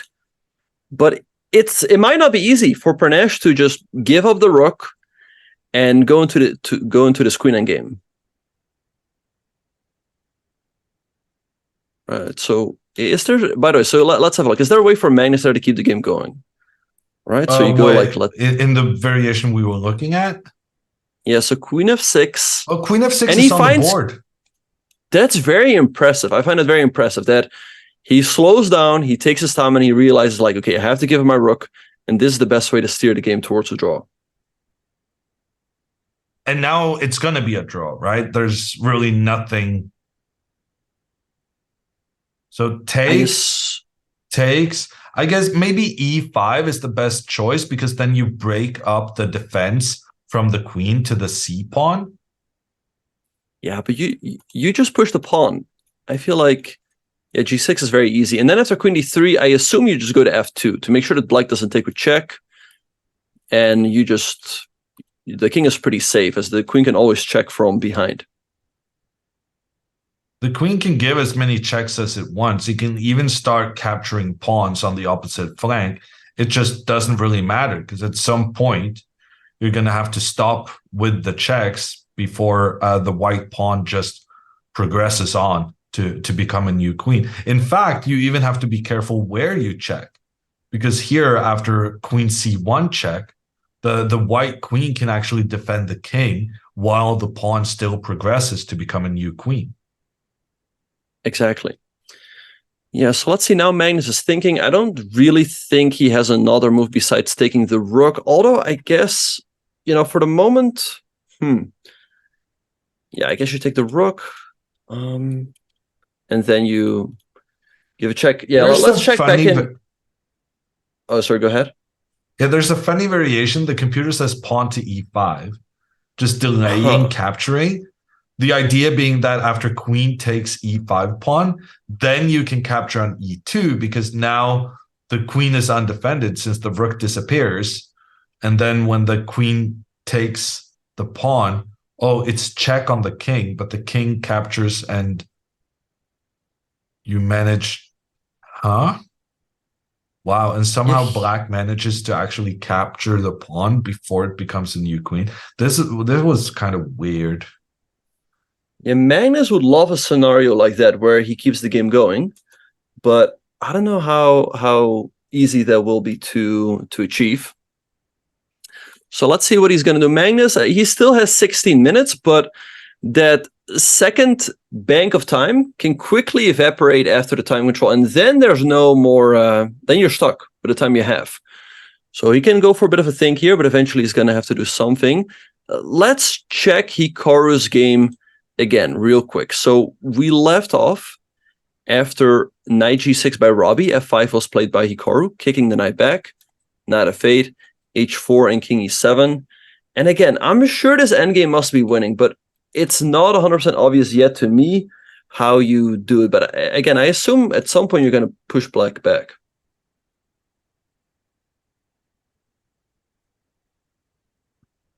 Yeah. Do you think Hikaru's intention of pushing this pawn up, like he wouldn't push it up if he wasn't planning to push it further, right? Mm-hmm. Or maybe if you move the pawn to this square, then that's a bad idea because it allows the knight to come chasing after the pawn. Yeah, it's a little bit double-edged to push the pawn all the way up to h5. So I would think maybe let's say we start with a move like rook a3, right? We go rook a3, black goes, let's say king f6. There's a check, king f7. I don't know, because if you move the rook to this, surely. or there, what about this? Like, let's say with the king on f6. So let's say king f6, I go rook a7. What does black play here? As now you cannot move the knight.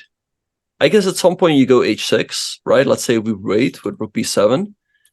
And then this was what you showed, right? Knight h7, and now you check. King f7, and now king e5. And I guess this is the way, yeah? And slowly but surely you push up.